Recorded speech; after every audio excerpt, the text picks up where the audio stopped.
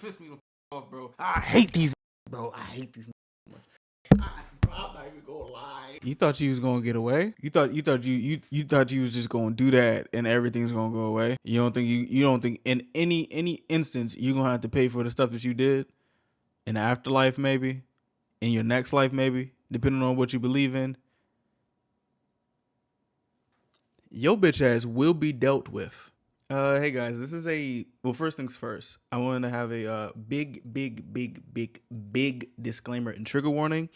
Like I'm not gonna say I've been closely following this case, but I have been getting information about this case and what's been going on. The YouTuber Tzuyang, she's a mukbang YouTuber, and I found myself to be very like fond of her videos because like she used to eat a lot. Like she used to eat, well, I don't know if she used to, as if like she's done doing this and stuff like that. It was like she eats a lot, and like it's very fascinating to me. And y'all know me, y'all know I don't really like ASMR or mukbang things, but she was someone that I found like just very interesting. And something has happened, or something has been happening, and she's came out about it, and a lot has been said about this. I was privy by Rachella about it. Also, there was a video posted by her as a final response, you know, after this video went up, the Rotten Mango video, and Stephanie talking about it. So pretty much that's what today's bada boom bada bing is about to be. Also, I just want to get another, trigger warning because it gets insane. As if like all the other Rotten Mangoes aren't insane, but this is just crazy. You know what I'm saying? So let's hear the story. Mind you, this video is going to be very long because the Rotten Mango video is 2 hours, and I be yapping. We just like get the information as it goes. We're adding on her Tzuyang's final response, which is like 40 something minutes. So this is going to be a very long video. So I just want to prep you guys and let you guys know what's going on. Some people probably know what's going on because she's very popular. You know what I'm saying? The title literally says #1 YouTuber of Korea.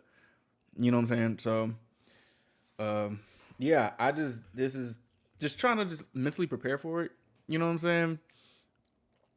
And I'd say let's listen and get just the information in the Stephanie Sue way, and just I don't know. I hope it's not as bad, even though I know it is as bad. But it's just this is just very heartbreaking, bro. The title says #1 YouTuber of Korea beaten to film videos, then blackmailed by social justice YouTubers. Hey, bro. Let's do it.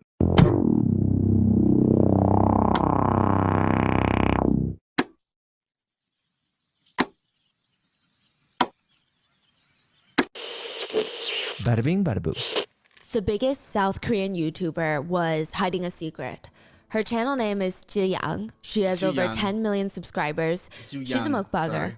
Sorry, Tzuyang. I be messing up the Tzuyang. She eats on camera for a living. It's said that she can eat 30,000 calories in a single day. Like, that's Just insane. to give you an idea, the average recommended calorie consumption for the average American ranges from 1,600 calories to 2,400 calories in a single day. Like, bro, that is like some superhero consumption. Bro, I'm over here calorie counting. I got some carbonara noodles. The bulldog ones. I can only crack down. I can't even crack over 2,000 a day, or I'm gonna feel terrible. She's able to hit 30 of them hoes, 30,000 of them hoes. That's a lot. I mean, obviously there's exceptions, but that means if you do the math, she eats well over 2 weeks worth of food for the average American in a single day. That's nuts. She stated that by herself, she can eat 40 servings of tripe, 110 plates of sushi rolls, 22 pounds of yellowfish, the sushi, 20 bags of ramen, and 20 servings of beef That's all by tough. herself. That's nuts. This is even before she started eating on camera. She said there was a time when she had no money back then where she went to this all-you-can-eat buffet because she couldn't really afford to go anywhere else to fill her stomach. And it was a cheap buffet. And afterwards, she walks out of there belly full and she felt so bad for the owners because they likely lost a ton of money because of her that she never went back to another buffet ever again. Really? Yeah, and what's crazy is she eats like a competitive eater, but I would say that that is not the reason that people are subscribed to Tzuyang. 1 in every 6 South Koreans is subscribed to Tzuyang's YouTube channel because she has this way about her. She seems incredibly sweet. She has this bubbly, energetic energy where she seems to really savor every last bite of the food, and she makes it very entertaining to watch her. It doesn't just seem like, wow, look at this person who can eat so much food. It seems warm. It seems like a companion. That's her image. That's interesting because when I usually like look at her stuff, for me, she's like, I usually watch her when I'm like, it's like late at night and I'm like mad hungry and I go on like a little binge of like seeing those Korean street food videos. You know, those type of videos where it'd be like 20 minutes of them just preparing food. They'll have like a burger or just stuff like that. Like her videos will pop up. I think that's where I started like following her, and I was like, yo, she can really eat a lot. Like that's what my focus was. And I don't want to come off as like a super fan. It was just like I really enjoyed her videos. You know what I'm saying? It's like she got a superhero talent, yo. She even recently collaborated with Gordon Ramsay, and people just love her in South Korea. She's actually one of the most well-perceived influencers in South Korea, which is very difficult to pull off. But there was always something a little bit weird about Tzuyang and her YouTube videos, okay? Some people noticed them and even commented on them years ago. Whenever Tzuyang wore short sleeves, she would have bruises up and down her arms. There would be random discussions in the comment section. Some people thought it was alarming, but most people argued it's probably from grilling. Yeah, I'm not gonna lie. A couple of the videos I might have caught some, but I never really thought of it.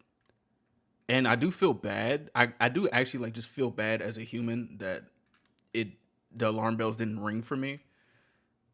Would have these mukbang videos where she's grilling like 100 dumplings in one pan, and the pan itself is honestly the size of her torso. Of course, she's gonna get her arms burnt on the side. She's moving around. She's probably restarting the camera, leaning over. She's getting her utensils, and she seems a little bit, in the nicest, most loving way possible, she seems a little bit clumsy. She doesn't seem like someone who's just always, fluid in her movements. And the barbecue, the 40 pounds of tripe, when you grill that up, guess what? Oil splatters. And it's probably splattering all over her arms. I mean, think about it. Even if she goes grocery shopping with the amount of food consumption she has, that's a lot of food she's hauling into her apartment. But the bruises were large. I mean, they're big, purple. I would say that the bruises on her videos, on her arm, are maybe credit card shaped, if not larger. They're large bruises, and they're oddly not circular. Because you know how if you knock into something, you almost get more of a bit of a circular bruise? They look more square or rectangular. And she would just constantly say that she's always clumsy if she ever briefly addressed it.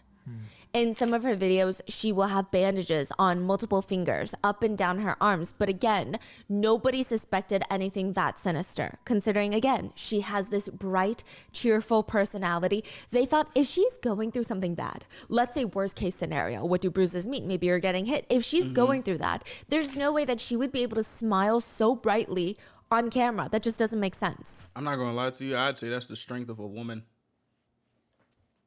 That's what I'd say. I'm gonna keep it P.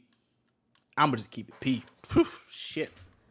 But the truth is, she was being beat. Tzuyang was forced into creating a mukbang channel, and when she wasn't filming, she was beaten twice a day for years. Audio has recently surfaced, and in it, you hear a man's voice screaming, shut up, you stupid bitch. Didn't I tell you not to do this? You can hear Tzuyang. How do you talk to people? How do you talk to people like this? Like, I'm gonna be honest, like, how do you? Sorry, Stephanie. How do you talk? How do you talk to somebody like this, bro? That's just one. That's just one. Talking to them like they're a dog, and like, you shouldn't even talk to a dog like that. Like, it's like you're talking to someone who's less than it's odd. #1 most subscribed YouTuber in South Korea, crying in the background, begging him not to do this to her, begging him to stop and spare her life.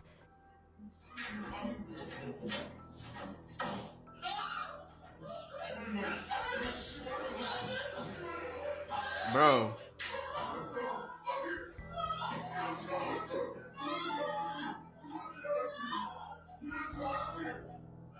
Tzuyang was forced to mukbang so someone could profit millions of dollars. That's fucked. One of the top YouTubers in the world on a global scale had effectively been held hostage for 4 years and forced to produce YouTube videos.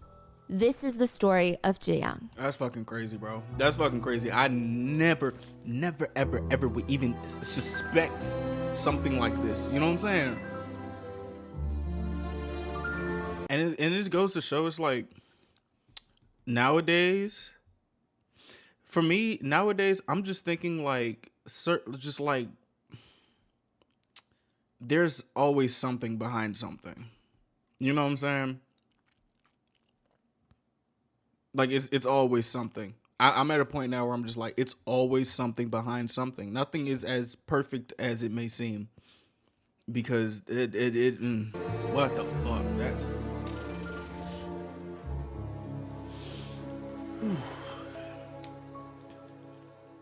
That's fucking crazy. We would bro. like to thank today. That audio is fucking nuts. That shit sends chills down the spine. Like, how do you talk to somebody like this? And they're literally just begging and pleading for you to stop. Like, bro, I can't. People like that need to be just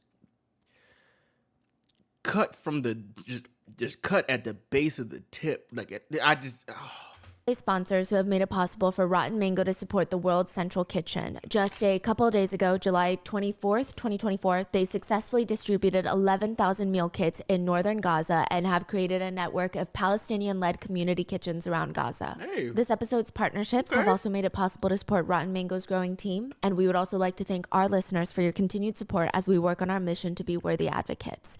As always, full show notes are available at rottenmangopodcast.com. Now, before we get started, a few quick disclaimers on today's case.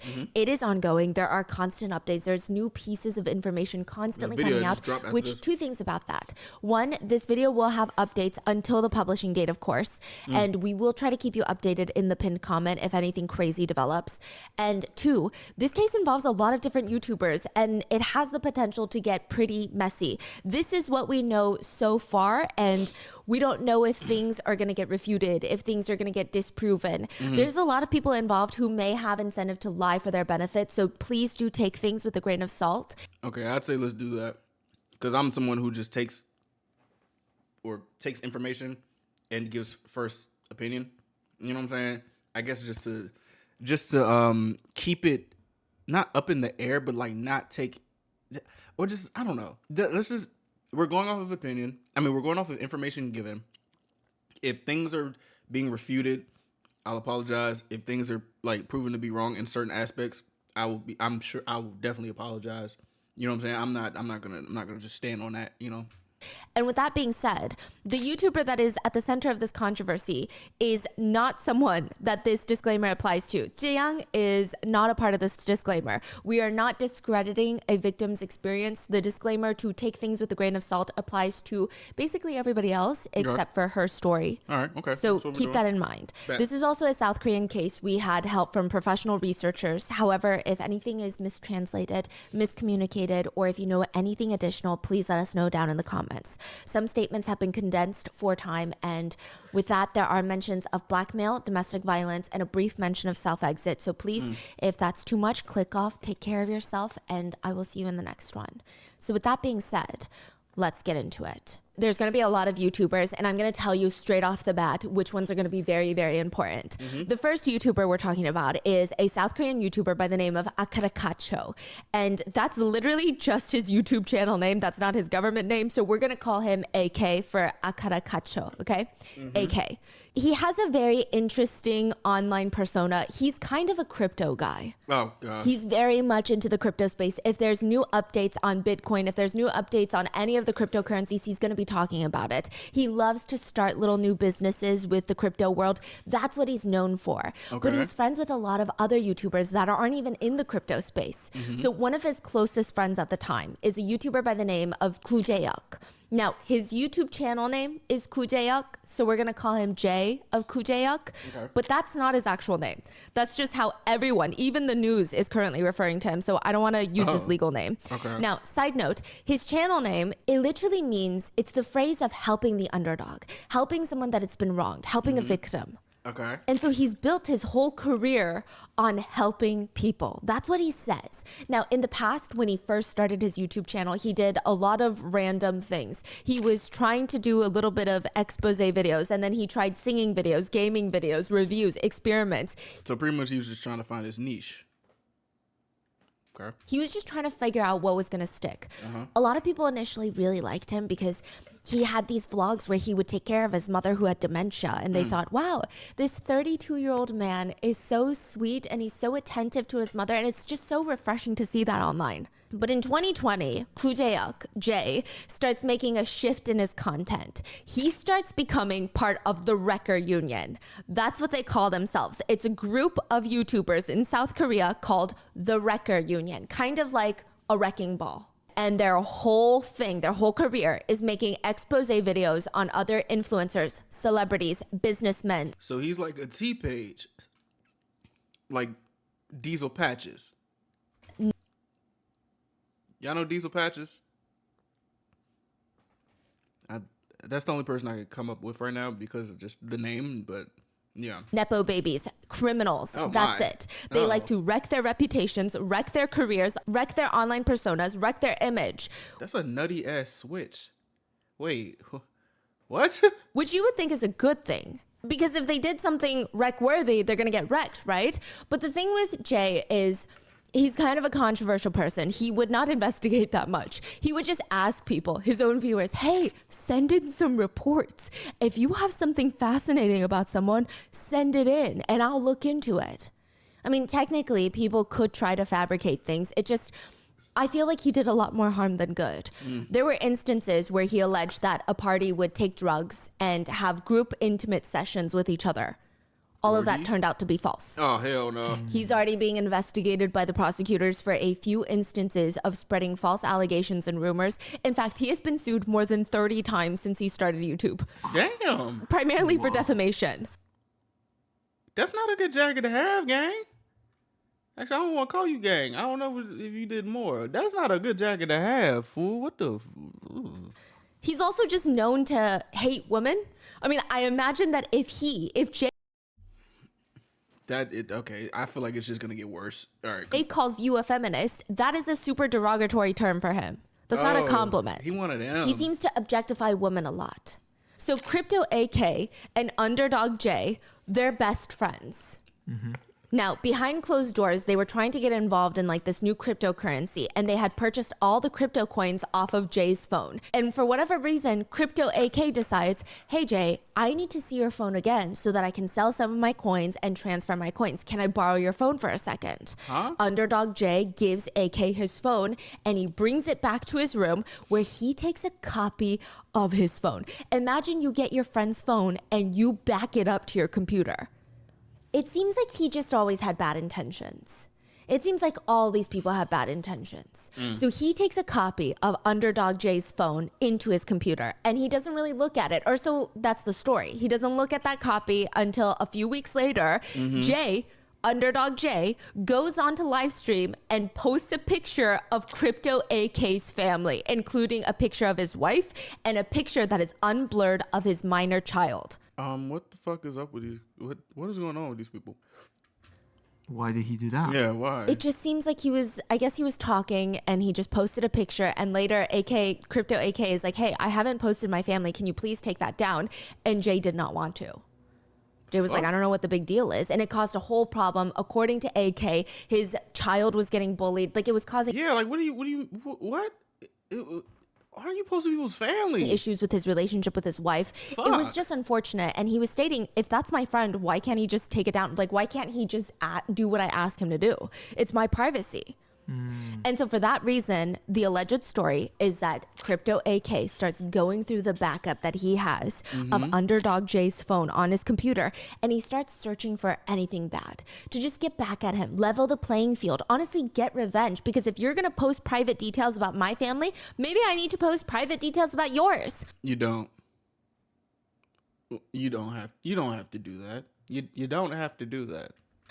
AK goes onto Jay's phone or the backup and he finds something. He finds blackmail audio of Jay and another YouTuber colluding to blackmail someone.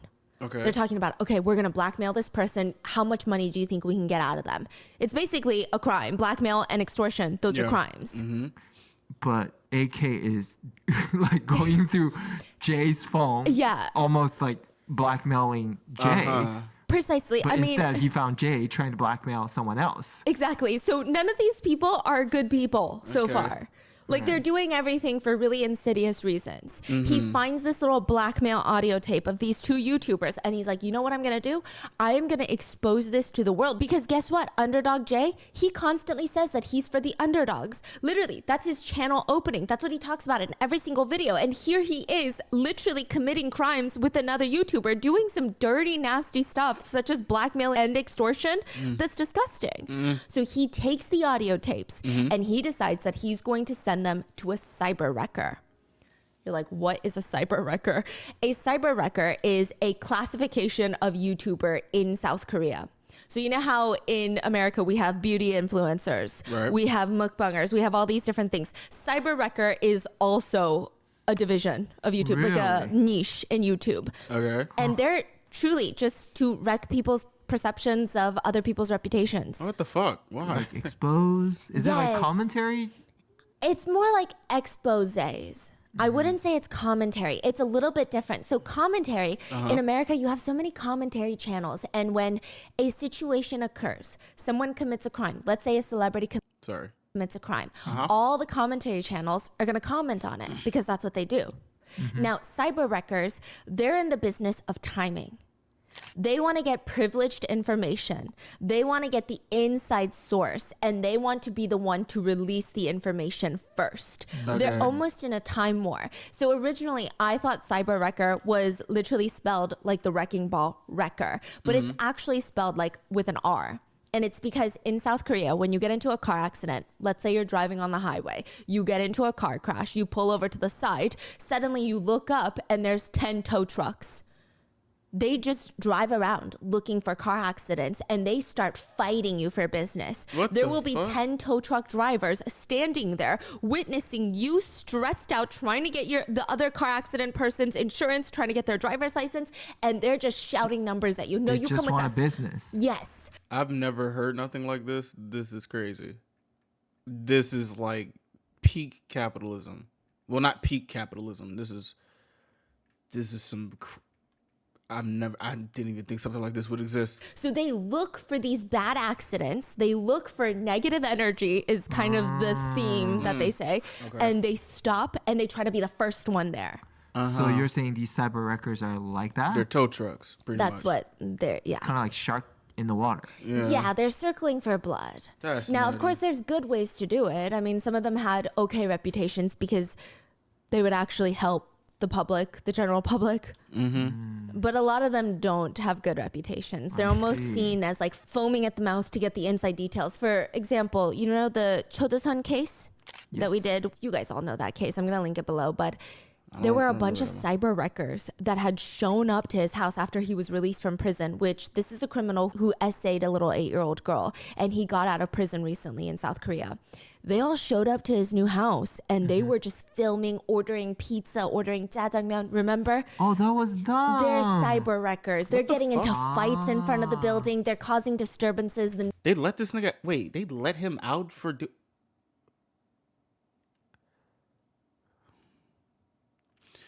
neighbors hated them. They're cyber wreckers. Wow, this is so fascinating. I didn't know. So they do want to get the first blood in the water. They want to break the news. The goal is to be the first one to break the unfortunate news. Probably the best example of a cyber wrecker is a YouTuber by the name of Caracula. He is One of the biggest. Caracula. He's actually a detective affiliated with the Korea Licensed Private Investigators Association in South Korea. Oh, He shit. started his channel because 10 years ago, he had gone out to dinner with his uncle, and on the way back home, his uncle was hit by a drunk driver and he passed away in front of him. Oh no. And he just said that he felt this undying rage toward drunk drivers, which is why he started investigating and exposing drunk driving incidents that involve celebrities and influencers, as well as news anchors and Nepo babies. Because oftentimes in South Korea, it's a little bit different from America, where names are not made public. When people commit crimes, you have to go through a whole process back then for their names to become public information, even if they're convicted of the crime. Okay. He was also the one that exposed the identity of the Busan spinning kick incident, Oh shit. where a man, if you remember, we talked about that case, where a man literally spun in the elevator, kicked a stranger, a woman, in the elevator lobby of her own apartment building, and then dragged her to the stairs where there was no CCTV camera, Yeah. and likely essayed her. What Yeah, the he's the fuck one be that wrong- revealed his What in the fuck be wrong with niggas? Like what? Ew. What the fuck? identity. He's also the Ew. one that helped reveal the blackmailer's identity for the Parasite actors case. Oh no. Oh, the woman, two women. Yes, that blackmailed him. Yes. Oh Wow. shit. And that, I mean, he's probably one of the biggest cyber wreckers. His name is Caracula. Now, AK does not send the audio files to Caracula. Instead, he sends it to another cyber wrecker by the name of Pansuk. Again, not his legal name, just his YouTube channel name. We're going to call him Pan. Now, Pan gets the audio files and he has it in his hands. He's sitting on it for a second because there's just too many things happening on YouTube right now. He gets the audio files, but he's distracted because the Miryang 44 case is developing. I feel like these are so many references. I'm There's a so lot sorry, going but on. it's just all intertwined and there's no way to separate any of them. Yeah. Okay. So if That's you guys all don't cool. know, we actually did an episode on the Miryang 44 case before all of these new developments, and we're going to do an updated episode very, very soon. But just to give you some context on how all of this fits into today's case. I just want to make a note, a pinpoint. Like, I hope like Stephanie and her husband are okay. Like, I'm just thinking, like, locking down and doing all this research can be so taxing, so taxing. And like, I know, like, it's just like it's obvious, but it's like I just want to check in to see if like she's doing fine. Is she doing okay? Like, this is, oh my goodness. That's crazy. Like these are some of the Yeah, biggest biggest. cases in Korea, and Yo. they're all somehow connected Yeah. by these It's- YouTubers. That's yeah. what Some of the- them have like 100,000 subscribers, but they've all got their fingers in all the biggest like mainstream news. That's Like they actually are a part of the case. Yes. They are not just reporting on it. They're actually a part of it. Yeah, Caracula was actually part of most of these cases. oh That's fuck. crazy. Wow. So Pan, he gets these audio files and he's too busy, he's too distracted by Miryang 44 case. Now, this year, 2024, is the 20-year anniversary that everything has taken place. A middle school girl was lured out by a boy texting her online. She thought that she was going to go meet up with a potential boyfriend, but instead she goes to the city of Miryang and she gets jumped by a group of 10 to 12 teenage boys that gang essay her. She's in middle school. They film the entire assault and they show her the video afterwards. And they tell her, if you tell anybody about this assault, we're going to release this video to your school, your family members, your parents. Everyone is going to see this video and your life is going to be over. How do you? I don't get. How do you have so much?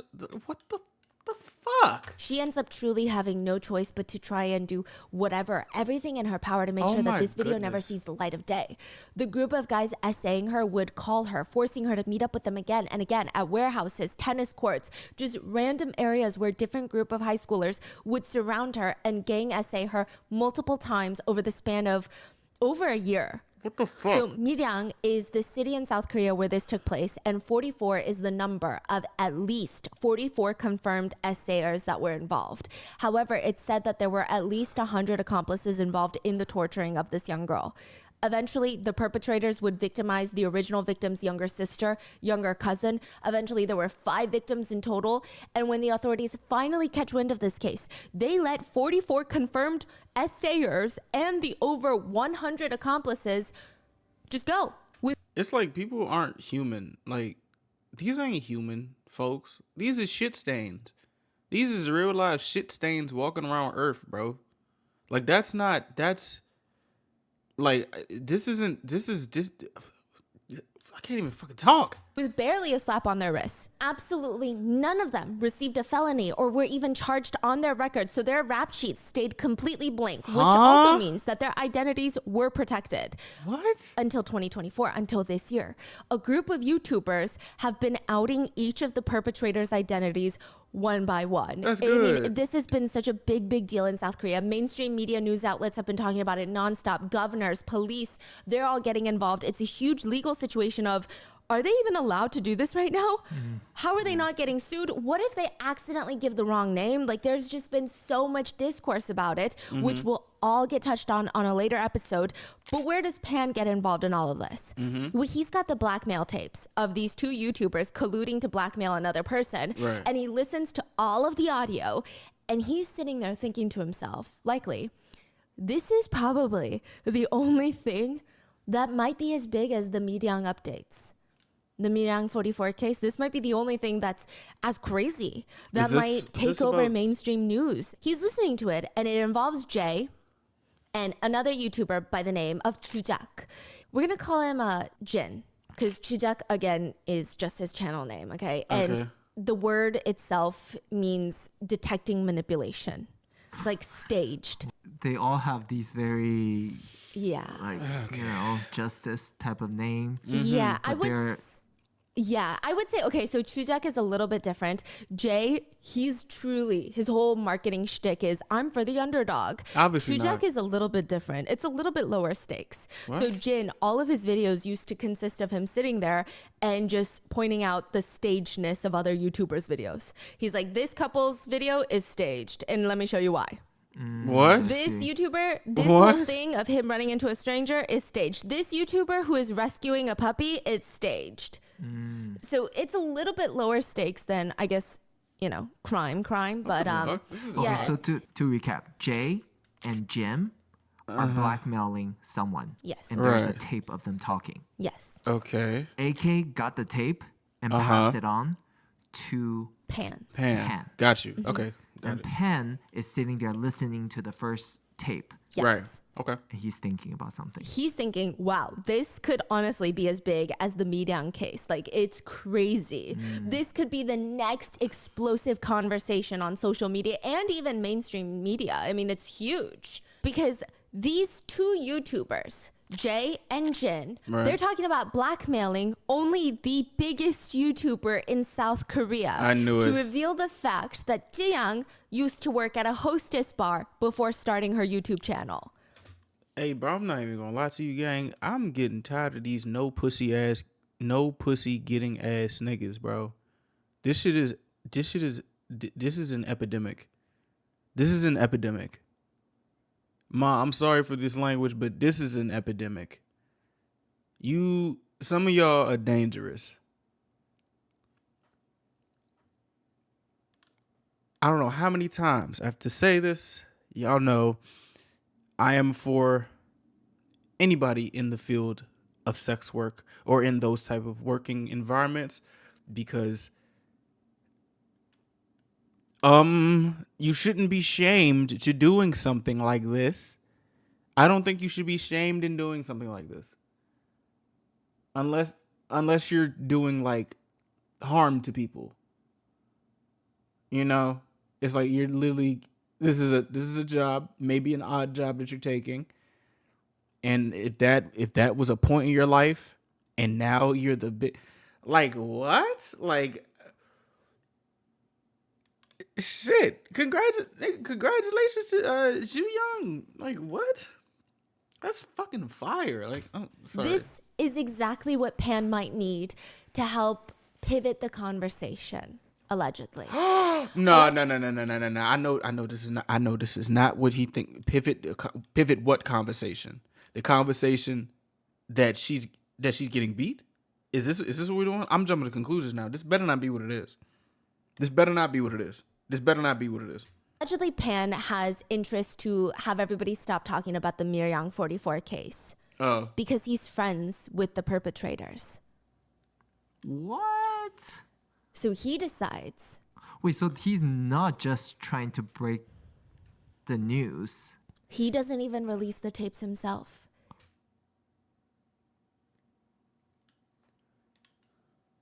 You raggedy bitch. He sends it to another YouTuber. He just wants, allegedly, what everybody thinks is that he just wants the conversation to not be about Miryang 44. He wants there to be a Wait, new news. That is crazy. And he is a YouTuber that talks about what usually? He's a cyber wrecker. He's a cyber wrecker. He's a cyber wrecker. He What? actually Exposes people. Yeah, there's so much. It gets a little bit crazier, and we're going to talk about it in the Miryang 44 Okay. update episode. But he also does get involved in the Miryang case, and he almost gets canceled for it. So that's why there might be incentive for him to try and stop the conversation around Miryang 44. To save your asshole, huh? There's evidence, alleged evidence, that he is friends with many of the perpetrators. Wow. So he's trying to pivot the whole conversation away from it. He's trying to Deflecting. protect his He's friends. deflecting. Yes, He's deflecting. and He's deflecting. himself, and this might be the only thing that could stop it. Wow. So he decides, I'm not going to release it because he's already in a ton of shit for the Miryang 44 case and allegedly being friends with perpetrators. So he sends these blackmail audio tapes to another YouTuber, and he's like, hey, you release it. Because to him, it's not about getting views or attention to his channel. It's about pivoting the conversation away from Miryang 44 into something crazier or bigger or more interesting. That's his incentive, allegedly. So he sends it to a YouTuber by the name of Kim Se-hee. We're going to call him Kim. There's a lot of Now, people. it is important to note, just like AK and just like Pan, Kim is not really a good person. So AK, Oh my goodness. who originally finds the blackmail audio tapes, he knows that this is going to hurt Tzuyang when he listens to it, clearly. Yeah. But he's like, I'm going to send it to a different YouTuber because I don't care. I want revenge on Jay. He posted a picture of my family. So this is my revenge. Who cares if Tzuyang gets wrecked for it? What? So he sends it to Pan. Pan hears it and he's like, wow, Tzuyang is going to get ruined if I release these audio tapes. But literally, I don't care because I just want to protect my friends, allegedly, that are part of this Miryang case. So then he sends it to Kim Se-hee. Fool. Now, Kim is a crazy, insane right-wing person. I mean, he's described as ultra hardline conservative to the point where I think his favorite type of human is incel. He's just truly I don't even know if I want to call him fascinating, or I don't know what the nicest word I could use that is not that nice, but he just cares about power and attention, and he's trying to break out into becoming a politician. He's like the incel king. I don't think he himself is an incel, but The incel king. Hey, bro, what? What? he is just kind of unhinged. So one of the best no. things for him right now would be to get attention. It would also to be aligning himself on the younger kid's side. So he listens to these blackmail audio tapes and he's thinking, this is so fascinating. I think that if I post this, I'm going to get a lot of attention because Tzuyang is not a political person. She's only the most subscribed YouTuber in South Korea, the biggest YouTuber. And so if I release news and drama, I don't like how people just be trying to tear down people literally just doing what they want. Like, mind you, I didn't know that she was the most subscribed in Korea. I didn't know that. I just thought she was mad popular. And just I liked her videos. That's crazy. So people really just be doing shit. Like, clout is one hell of a drug, gang. And some people be thinking I be clout chasing. This is top tier clout chase. Like, you're like, what the fuck? that involves her, I'm going to get a lot of young people who might not watch my channel because it's too political for them. So you gonna post this and then go back to your political shit? Yeah, that seems like a very, very nice plan, Plankton. Like, what? What? You dummy? What? Too adult for them. This is going to blow it up.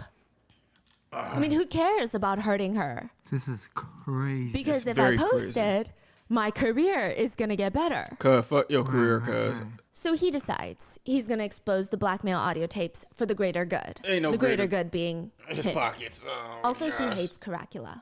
Of course Yeah, he does. remember Caracula, the cyber wrecker that's pretty well liked, right? Apparently, Kim allegedly tried blackmailing Caracula once. Now, this is a rumor, so take it with a grain of salt. Okay. But the rumor goes like this. Kim heard a rumor that the great Caracula, the people's YouTuber, had dirt on another crypto influencer. And instead of exposing the crypto influencer for being a fraud, he blackmailed him. He said, hey, I won't make a video exposing you and ruining your career if you give me money under the table. Who blackmailed them? Caracula, allegedly. Oh shit. But Wait, then so Kim Caracula, hold on. Caracula also blackmailed. is the allegation, is a rumor. Okay. Now, the rumor is that Kim heard about this. Wait, so everybody's blackmailing so far? Like Yeah, every single person you mentioned so far? Everybody's a blackmailer. These like good YouTubers, wholesome justice warriors, they're blackmailers.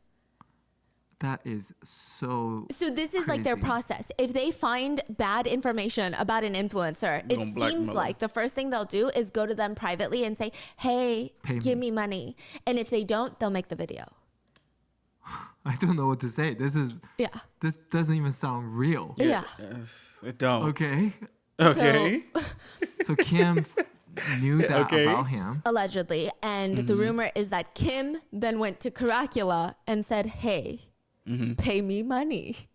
Because I know you asked for money from the crypto influencer. The So chain of blackmailing. he blackmailed This the is annoying. blackmailer, allegedly. This seems so cartoony. I don't know if it happened. I don't know if it worked. But if it did, this seems like a happy coincidence that Kim Se-hee can potentially take down a bunch of YouTubers in one swoop and get a bunch of attention to his channel. Why is this related to Caracula? Because even Caracula is part of the blackmail tapes. What? What do you mean? I thought it was just two What? people, Jay and What are you talking Jin. about? There's multiple audio tapes, and Caracula is in one of them. Like Oh, all these saying justice what? warriors are going down. I'm about to tell you. Fuck. July 10th of this year, like literally this month, the shit. blackmail audio is released by Kim Se-hee on his YouTube channel. Now, the video states essentially that there are YouTubers famous for exposing criminals, but guess what, guys? They themselves are criminals. Take a look. He releases the first audio tape, which is a phone call between Jay and Jin, the original two YouTubers. Jay answers the phone while recording the call, which is why we have the tapes. And he says, hey, Jin. Hey, is the meeting over, Jay? Yeah, the meeting's finished. Oh, okay. So I was just calling to talk about the thing that I mentioned earlier about Tzuyang. Have I mentioned this before to you at all? No, you haven't. I heard about it like 3 years ago and I've been keeping it to myself, but I think it's true though, right? Like what they're saying about Tzuyang. Oh, it's not even comparable to what you think. Wait, What? What? Why is that? What are you talking Because, listen, Jen, if this news comes out about Tzuyang, she's going to have no choice but to retire. What? about? What? Oh, isn't this her about being from Redacted? So filling in the blanks, it seems like they're asking, oh, is this about her working out that hostess bar? And they state the hostess bar. Okay. Okay. There's To more? which Jay responds, it's not even just about her working at that hostess bar. She worked at Redacted and Redacted. Yeah, that's right. Okay. On top of that, there are rumors that Tzuyang was a school bully. 이거 아니 그거잖아요. What? 찌양이 그거 출신을 말 아니에요? 출신만 있는 게 아니에요. 그 출신 그 뭐냐 에서 일했었고 그니까 예 맞아요. 여기에다 그거도 있다고 그 학폭 가해자. They briefly mentioned that the former CEO of Tzuyang's agency and management agency is also in a bit of a scandal. Apparently, the former CEO of Tzuyang's agency is being sued for SA and for domestic violence. Oh, shit. They also state that the two of them have some weird history. Basically, Tzuyang's management agency CEO was the manager at the hostess bar that she allegedly worked at before becoming a YouTuber. Okay. So they moved to YouTube together, like to the industry together. It's just confusing so far. Now, Jin is asking Jay because it seems like Jin is. Sorry, I just started barking. I'm gonna put a pin on that. I'm gonna just put a pin in that. asking Jay for advice. Like the conversation, it seems like Jay is the one with more power. Jay, okay. Now, Jin asks, but isn't it better just to cover it up for Tzuyang and get some money out of her? I mean, to be honest, realistically, isn't it better to resolve this amicably with the current agency that she's working with? And, you know, rather than exposing it for whatever benefit that we might get out of it, out of a video, it can get very messy, no? Do you think that they're going to resolve it nicely, Jin? I mean, me personally, I don't trust Tzuyang. Why? I mean, they'll probably give us a good cut since Tzuyang is making good money, right? Yeah, but I can't trust Tzuyang. I'm afraid I'm gonna eat the money and get drunk. That's how he says it, but I guess a better translation would be, I'm afraid of getting burned after taking the money. But the verbiage that he uses in Korean is really aggressive, almost like a kind of a gangster verbiage, but he's talking very professionally. He's not a gangster though. None of these, both these niggas don't look G at all. Like, wait, what? I eat the money and I get 취해서 drunk. It's just a very gross. Okay, so Jin is saying, should we just get some money out of Yeah, this he's talking to Jay as if it's a win-win situation. Tzuyang gets to keep her career and we make some money. Come on, like why wouldn't anybody want this? Why wouldn't Tzuyang want this? Like everybody comes out on top. What? No, Nikki, you have information that you weren't supposed to know. And knowing if I give you money, you have the ability to blackmail me forever and just hang this little thing over my head. Ain't no damn win-win. Nigga, this is a win-loss. Because you have the power to release this shit. Like, huh? I don't understand blackmail. And Jay is saying, I don't trust her.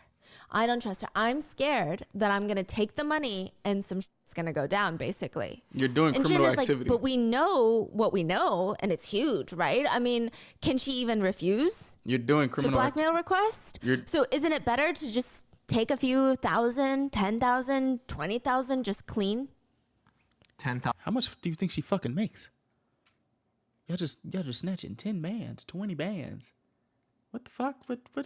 How much? What? I'm not gonna look up how much she makes, but what? $1,000, $20,000. At He's saying? least. He's saying maybe even like 100K. Crack him for 100 And just take what? it very cleanly. That's not clean. What are you Crazy. talking But about? why do you say that you can't trust Tzuyang? I'm afraid she's gonna backstab me later. See, that is a problem, actually. I guess that is an issue. Honestly, Jen, I'm pretty good at this. I've done this before. I'm really good. To be honest, that's how I bought my car and stuff. Oh, wait, who's saying this? Jay, Jay Underdog Jay, is saying that's how I bought my new Genesis GV50 or something. GV80. By Damn. mailing others. Yes. Wow. Oh, 저는 이거 잘해요. 저 이거 솔직히 얘기해서 잘하는데 이런 거 잘하고 뭐 그래서 뭐 GV80도 사고 그런 why would you record yourself saying this stuff? Like, you're a real deal dumbass. 건데 You gotta 그게 be a 약간 dumbass. 이런 거 할 때 저도 감이라는 게 있잖아. 2년 And he says, when I do this kind of thing, I can just feel it. You know, this person, that person, whether they're going to give money or not, how much they can give, I can kind of sense it. You feel that Tzuyang is going to give the money cleanly or she's going to backstab you later, and you feel like she's going to backstab you later?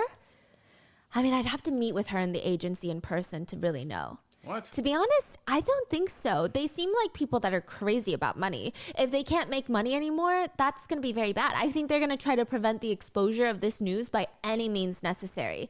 And, you know, I got a lot of expenses coming up these days, too. So it might be the time. What? He's like, I have some bills to pay. Yeah. And the two of them continue to talk about how Tzuyang got caught for tax evasion. Oh my To goodness. which Jin continues, I mean, Tzuyang just seems shady, no matter how you look at it, but her image online seems to be so well crafted for people. So I'm thinking, I was trying to make contact, right? But if you expose Tzuyang, if you make a video on Tzuyang, my negotiating power with Tzuyang's side decreases. So I just wanted to discuss it. What? He's like, hey, this is what he's saying. Hey, before I blackmail Tzuyang, can you let me know if you're going to make a video? Because if you expose the news, then I can't really blackmail her for it. It's now public information. Crazy. Underdog Jay is saying, I don't know. First, I need to meet with them in person to know if they're safe or dangerous people. Yeah, meet with them in person. And he says, but I'm going to make a video in advance. Wait, really? What do you mean? 한번 일단 저는 영상은 미리 만들어 놓을 거예요. 왜냐면은 진짜로? 왜냐면 이들이 내가 네. 이거 영화를 봤잖아. 뭐라고? 이걸 뭐라고? 내가 취재 요청을 하잖아요. 네네네. 그러면은 지들이 먼저 상수 쳐가지고 자백하면서 해명하고 막 감성팔이하고 이지랄하더라고요. Now, Jay goes on to say that he's going to make a video and unlist it onto YouTube. So what that means is he's going to film a YouTube video, like from start to finish. Hi, my name is Jay, the YouTuber. Welcome to my YouTube channel. I'm exposing Tzuyang today. He's going to edit it, post it onto YouTube. And in the video settings of YouTube, you can make it unlisted. Now, unlisted means if I send you the link, you can watch the video. But it's not going to show up on anybody's subscription tab. It's not going to show up on the homepage of anybody's YouTube or on the Okay. mobile app. Invite only video. So you got a invite red button, only huh? through the link. So he says he's going to make an unlisted video because he says, I've experienced this before, okay? If I request an interview with a YouTuber or with an influencer or a celebrity, then they're going to make the first move, confessing and explaining while playing on emotions and crying and trying to be the victim and spin the story their way first and all of that freaking crap. So he's saying he's going to have a video locked and ready. So if they don't cooperate, he will release it right away. No, he's saying if I reach out to Tzuyang and her agency, she might be like, oh no, he knows. I got to make a video first. Or if he send the video to them directly, Yeah. say, watch what I have. Yeah. And if they don't respond, then he can make it public instantly. He doesn't have to, because the amount of time for him to press a few buttons to make it public versus they have to come up with their side of the story, sit down, film a YouTube video, edit That's it, and then crazy. post it online. The time difference is different. Damn, shawty, that's crazy. Can't believe this. This is Yeah. nutty. This is terrible. And Jin is confused. Is Tzuyang really that type? I mean, I don't think that Tzuyang is going to be able to resolve this information with just emotional appeal to her viewers and explanations. But Jen, did you know this? Tzuyang is paying two girls she used to work with at the hostess bar $4,300 each, totaling over $8,000 a month. Hush money. They work at the hostess bars. When you Hush say money. hostess bar, is it So they say room salon. I opted to say hostess bar Room because room salon? salon in South Korea is very much implied that it's a bar that involves Sex. Oh. which is ita, which they call like second level. And hostess bar is kind of, the bars where they spend time with the clients, Yeah, but yeah. it's not guaranteed that there is after activities. She worked at a room salon. She stated that she never engaged in sex work. So, okay, so- but they keep referring to it as a room salon, which the heavy implication is that it's almost guaranteed sex work. That. So wow. I'm saying hostess bar. Shout out to you, Stephanie. She for did that. not Okay. engage in sex work, but she did work at a bar where it does involve kind of entertaining customers and pouring their drinks and spending time with them. Well, I apologize if I made some implications that she did any sex work. I guess I would like to, reiterate the fact that even if she did, it shouldn't matter. So I'm gonna just update it and say, like, if she worked at this bar, it doesn't matter. Like, can we like not like? Versus just like a bartender, here, I mixed you a drink. Okay, next. Gosh. Yes. And Jin is so confused. Oh my God, really? She's God, paying really? these girls hush money? Amazing. Wow. Okay, but look, so Tzuyang's company is doing this because she's still making a lot of money and it's more profitable for them to pay hush money, right? And Jay says, for example, let me tell you what I'm scared of, right? If this breaks out, they're screwed, okay? But if I get sued, at worst, I'm gonna get a fine of maybe like a few $1,000s. So Tzuyang's company is doing this because she's still making a lot of money and it's still more profitable for her to pay these girls hush money, right? Right. Underdog Jay says, okay, let me break it down for you, right? Even if I get sued for blackmail, Bro, okay? what? At worst, I'm gonna get a fine from the government of maybe a few $1,000s. If I want to do this big, I would say, in my opinion, we should get at least $150,000 in cash from Tzuyang to keep quiet on this. $150,000 in cash? My question is, how do you even get that? Like, do you get a wire transfer? Like, you have to get like it in crypto, no? Because like, you can't just move that much money like that at one time. Like, it has to pinned. Like, that's a big ass sum of money at once. I don't even think a gift, like, it would have to pinned, and then they gonna see if the money's real. Like, you just moving 150,000 bones. Like, that's crazy. That's really good. That's good. I don't know, but again, I'm not usually someone who takes this kind of thing, so don't misunderstand too much. All of a sudden, Jay is switching up. He went from I bought my car from hush money to Bitch I ass don't nigga. really ever do He this kind pussy. of stuff. He pussy. He pussy. But Jin is just Pussy. ignoring him. Jin is like, I think it's actually a lot more practical and better for both sides in this case. I mean, I think it's going to help Tzuyang and her image if none of this gets out, and it's going to help us get some money, and I just feel like it's kind of a no-brainer. Bruh. Underdog Jay is a little bit more pessimistic. I just have a feeling Tzuyang is going to backstab me, okay? I just have a gut feeling. I'm Stop anxious being and a I'm afraid. bitch. But I mean, Jay, if they backstab us, how are they going to backstab us? Like sue us? File charges? Report us? It's not about suing. I'm afraid that they're going to expose us. Like, oh, Jay, the YouTuber, asked me for money and is blackmailing. You think they'd do that? What? Then we need to choose our words carefully. What? Yeah, I'm afraid that those bastards might say that I asked them for money. Wow, I mean- blackmailer is saying, "Oh my God, they're gonna call me a blackmailer." Oh no! No. Oh, And no. Jin is like, well, I mean, if they start trouble with you, then it's obvious what we're going to expose them for. See, that's what I'm anxious about, Jin. That's what I'm anxious about, because once this gets a little bit of exposure, people are going to be like, oh my God, I bet Jay asks other people for money. Hasn't he done this before? I bet he's done this before. And then this kind of conversation continues. I mean, truly, I've never taken money to a How about we just not blackmail? Why can't we just not blackmail? Let's try take this from a black male. Don't blackmail. You don't need to do that. Let's not do. If your risk is this heavy, don't fucking do it. Duh. attack someone or turn a blind eye on something. I mean, I have received money before from people, but I gave all that money to the victims. Cap. So I'm going to make a video first, and then maybe I'll give Tzuyang and her agency a call. What? Yeah, that's the plan. Okay. So regardless of his gut feelings, I guess he's going to go through with it, and he's going to call Tzuyang and try to blackmail her. And Jin is like, okay, sounds good. So after this phone conversation, the implication is that Jin is just following Jay's lead. Jay's going to do all the work for the both of them, and Jin is going to get a cut of that blackmail money. Bruh. Now, in the next phone call, Jay informs Jin that he talks to Tzuyang. He's like, I talked to her agency. I didn't talk to her directly, but I talked to her agency, and I wasn't able to get $150,000. I was able to get $7,000. And Wait, Jin is like, so- 7? Damn. Wait, you that suck. means they did successfully blackmail them. Yes. That's prison, jail. That's And he said, I got 7, and I can give you $2,000 because you have blackmail of her working at a hostess bar. I've got crazier blackmail on her that I'm not even going to tell you. Yeah.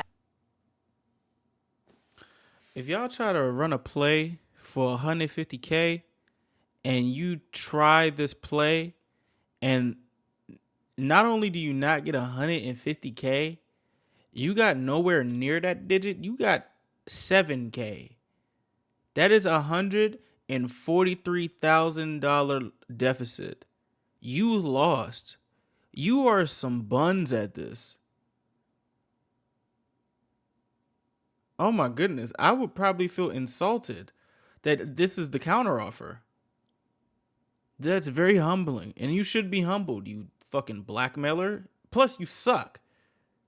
You're cut. How did you get this GV whatever the fuck? Like, oh my goodness. Ugh. It's crazy. So I'm going to take 5. You're going to take like $2,200. And Jin is like, oh, I'm Nigga, just so surprised it's so low. But Jay is explaining to him, I mean, I wanted to get more, but if I do, Tzuyang's probably going to get beat up. beat up. Yeah, this is the part where people are like, what does that even mean? Oh, Right? What no. do you mean? And he goes on to say, also, I heard her story and she was like, they were just giving me her backstory and it's kind of sad. I kind of felt bad for her. Don't tell me this is how this came Again, out. what does that mean? And so all I did was ask for like $7,000 and I'll give you about $2,200. Jin just goes along with it and he takes the money. And the truth is, Jay actually received a lot more than that. Oh. He received tens of thousands of dollars more than that. He took like $40,000 from Tzuyang. Oh, okay, shit. I mean, it's still a loss, but hey, it's more than 7. You kind of got close to smack that. You still lost, but fuck, like, damn. You were a shady dude, bro. and he Wow, this only is gave Jin crazy. 2. Oh my gosh, but These still. people are crazy. But like at the same time, I'm gonna be very, very mad if this is how all this shit gets out. Yeah. Like the shadiest of the shadiest people. Oh yeah. It's really bad. Like they're constantly trying to one up every single person around them. Yeah. And trying to freaking scam, blackmail, extort, like just do everything. Like I don't think that Scam, they ram, and understand down. what a normal relationship with anybody is. It seems like they're literally vultures. Yeah. Wow. Yeah. Unbelievable. 그렇죠? 그래서 제가 일단 말씀드릴게 일단 저는 그래서 이거로 550을 받았고 아, 그 예. 이후에 그 일단 저도 영상 업로드 한 걸 좀 안 했으니까 550을 받았어요. 네네. 총 1100을 받은 거죠. 1100이요? 아, 네. 두 번 받았어요? 알게 아니라 하나는 이제 그 이런 식으로 유튜버들 오면 제가 연락해주는 대가 네. 어떻게 보면 이제 리스크 매니지먼트 관리 차원에서 받은 거고 네네. 지금 찌양 컨텐츠를 2번이나 중간에 내려버렸잖아요. 네네. 이제 뭐 그 나머지 550 같은 경우에는 이제 그 영상 와. 콘텐츠에 대한 이제 수익 보전 차원에서 해드린 거고 네네. 이렇게 해서 총 1100을 받았고 The next audio clip is of Caracula, the pretty well-liked cyber wrecker that helped with the Busan Roundhouse kick case, that helped with the Parasite actor case, Yeah. and Jay, Underdog Jay. The two of them are talking, and he's warning Jay. Hey, I'm not gonna lie. Does it look like Caracula kind of look like? Is his name Caracula because he kind of got like a Dracula hairline? Is that rude to say? He's telling Jay, if I were you, I wouldn't go against Tzuyang. I mean, just think about how valuable she is to YouTube as a platform. Yeah. I mean, you're not really just going up against Tzuyang. You might be going up against YouTube at that point. Like, that's a little bit...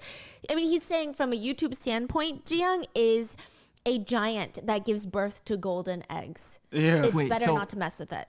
He's telling him like not to blackmail Tzuyang. Yeah, Jay is like, I'm about to blackmail Tzuyang. And Caracula, instead of being like, whoa, Yeah. why would you commit a crime? I'm going to Yeah. expose you for committing a crime. He's saying, I wouldn't do that. I just think she's not the person to do that to. She's way too big on YouTube. All it takes is probably one call from her to her YouTube manager, and your channel is demonetized. These people's logics are crazy. Yeah, so he basically tells Jay, I would weigh out the options, you know, future monetization on all your videos, or whatever number you're asking Tzuyang for, it's got to make sense. Like, you're risking your whole YouTube career. This number better be good then. Yeah. I have no words. Yeah. Wow. All for what? All because Tzuyang used to work at a hostess bar? Yeah. Is like, that really what they're blackmailing her for? Or what? is there something else? In 2020, there was a huge YouTube scandal. So there's course, so many huh? scandals involved, okay? In 2020, there was a huge YouTuber incident in South Korea, and it was the biggest topic at the time, under the table ads. Now, it was revealed that a lot of the top YouTubers in Korea were not disclosing their paid partnerships. They were getting paid in cash, in higher sums, to just pretend like they naturally like something instead of stating outright, hey, I do in fact like this product, but just to let you know, I am getting paid. So like, you know, that could Yeah. obviously sway the way that I say things. But keep that in mind, okay? Instead, these top YouTubers would act like they themselves chose to spontaneously talk about this one product that they are just so head over heels for, shit. just over the moon for, and these brands have no idea. They have no involvement in any of the things that they're saying, and then they would get a bunch of cash under the table for it. Another huge mukbanger, Eat with Bokki, was involved in that scandal. And this YouTuber named Cham PD went out on a live stream, and he was just so fed up with all of this. He was talking about how truly, being in this industry, he's seen so much of every single YouTuber of every single size. You could be talking 1,000 followers, 100,000 followers, 1,000,000 followers, 10 million followers, and they're all taking under the table ads. Cham PD was very open about the conversation as he felt that it was very unfair to viewers. He said that they were being deceived by the people that they watch. Is he another expose channel? No, he's like a food reviewer. Oh shit. Oh. I wouldn't really call him a mukbang. I guess he's kind of a mukbanger, but he goes to more like restaurants. He's a foodie. Ah. And he's talking about this. Like, is he exposing the issue or he's commenting? So a lot of mukbangers were exposed for it. Oh, so shit. he was commenting on it. Oh. Because he was like, yeah, I mean, I've known about this and it's just so frustrating because... But he didn't do that. No. Oh, okay. And at that time, he listed a few names, and Tzuyang was on that list of names. Uh-oh. And he says, I can name them all. You know, the Korean YouTube industry is a mess. They're all guilty of completely manipulating their subscribers. That's fucked. Immediately after Chan PD's live stream, all the YouTubers that he stated had to post apology videos. But later, Tzuyang went on to post that, no, I never did any under-the-table shit. advertisements. And maybe Chan PD got the wrong information. Maybe he didn't realize that, or maybe he didn't do his research. Girl, fight so back, regardless, girl. this whole situation was a mess, and it's important for later, so keep it in mind. Okay. But Chan PD had to post an apology video. Oh, And then he posted another video next to Tzuyang. The two of them filmed a video together. okay. So he had just accused her of doing under-the-table advertisements. Tzuyang said, I never did that.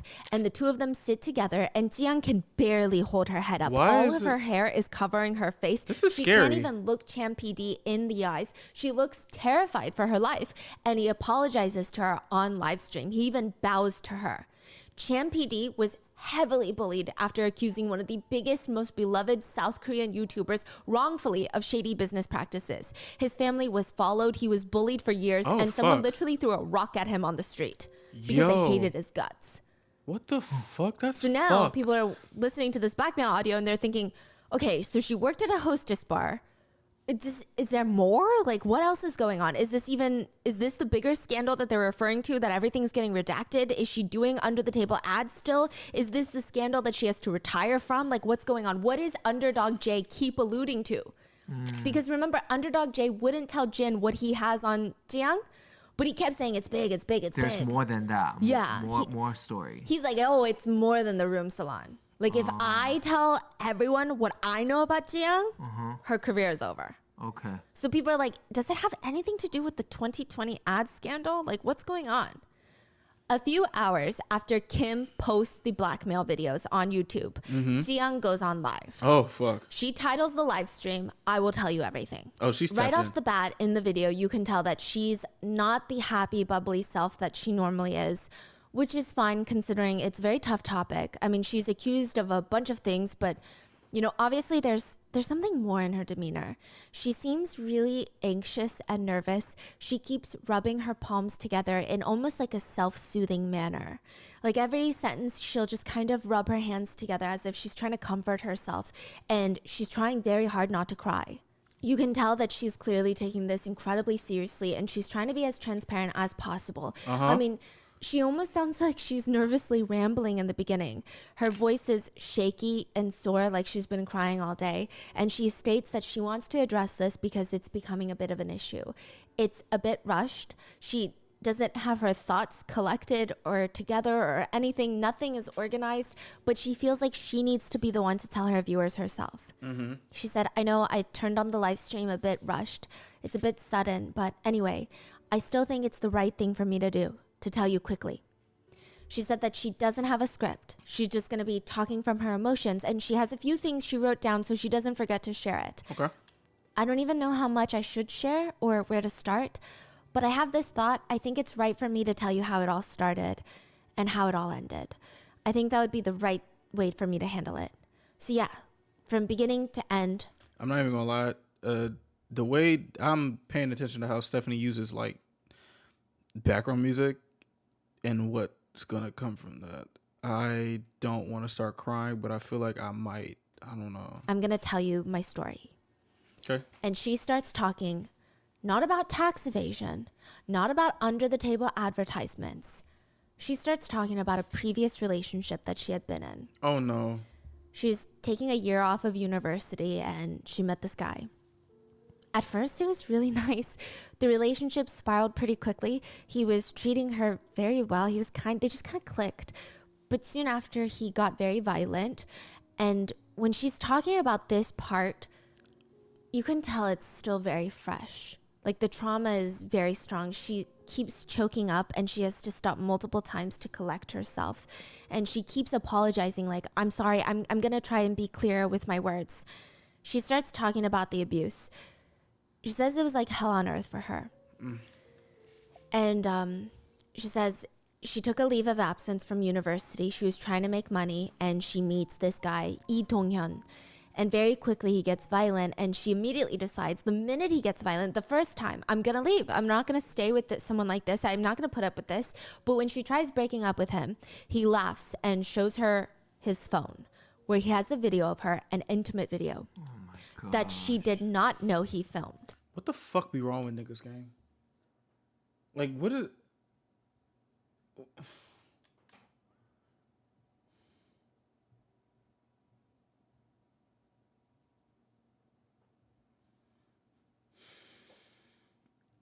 You a low down dirty bitch. Like, what? What? What? And he basically told her, you break up with me and I'm going to spread this everywhere because you're not going to break up with me. So from there, he felt like... This nigga said, you break up with me and I'm going to spread revenge porn.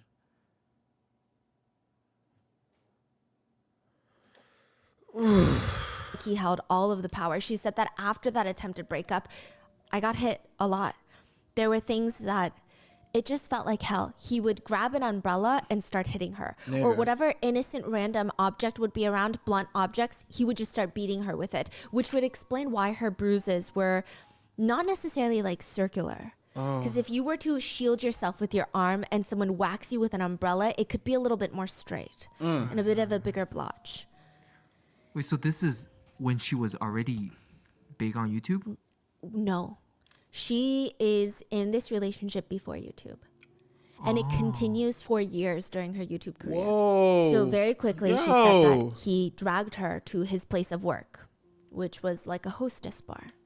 And he was a manager, and he said, you're going to be one of the girls here. You're going to... I'm not even gonna lie to you, bro. I was privy with some of this information, and like hearing it again, it's just like I still get a new level of shock because it was a lot of info that came out at once. I can't, like, bro, what the fuck?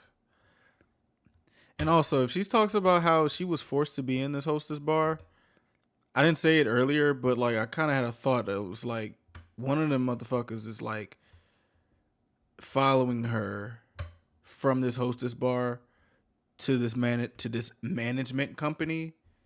You know what I'm saying? going to be pouring drinks and you're going to be flirting with male customers.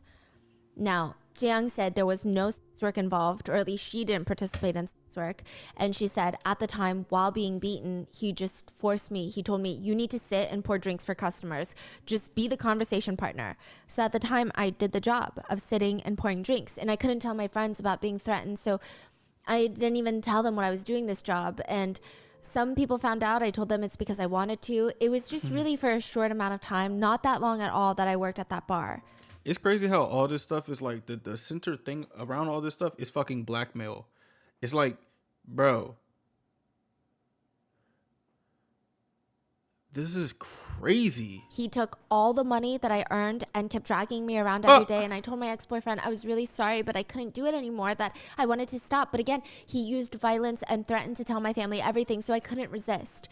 And he kept trying to gaslight her into going to work for these seedier bars, basically trying to get her to engage in sex work. And she kept saying, I don't want to. And he would explode at her. Well, how are you going to make me money then? That's when Tzuyang thought of doing the only thing that she could think of. A while before this, when she was still in class, she didn't have enough money for food, and everyone around her knew that she could eat. So they told her, hey, you should try mukbang. Like, they're killing it online these days. Everybody's doing mukbang. Maybe you can at least cover the money for food, right? She told her boyfriend, I can try live streaming to earn money. I can try it that way. I can eat a lot. She starts her YouTube channel because of him. She said, I was beaten in the house that I did my very first broadcast in. She said for many years of her YouTube career, for 4 years, she had been a victim of SA, illegal filming, dating violence, blackmail, and extortion. For 4 years, she secretly went through all that abuse and was blackmailed. Her boyfriend took at least $3 million of YouTube earnings.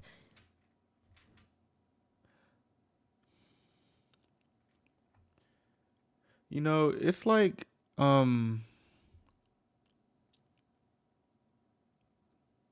this shit is insane. But also, I'm just thinking like, just on surface level, like the one person who's like is shown to show positivity, entertainment, eating, just good vibes. All this started with her literally being a hostage. I don't know what to say to that.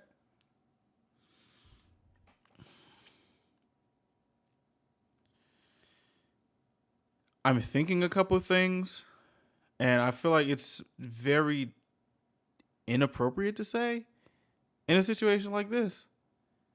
You know? So let's just keep going. This is very, very fucked up. Like, my heart goes out to her. It's just to think about is Because she very quickly rose to fame.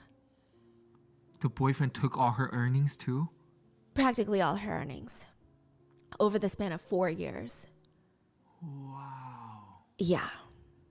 못 하겠더라고요. 속기 들어보면은 네네. 너 확실히 한 번만 더 나한테 반항하면 너 임신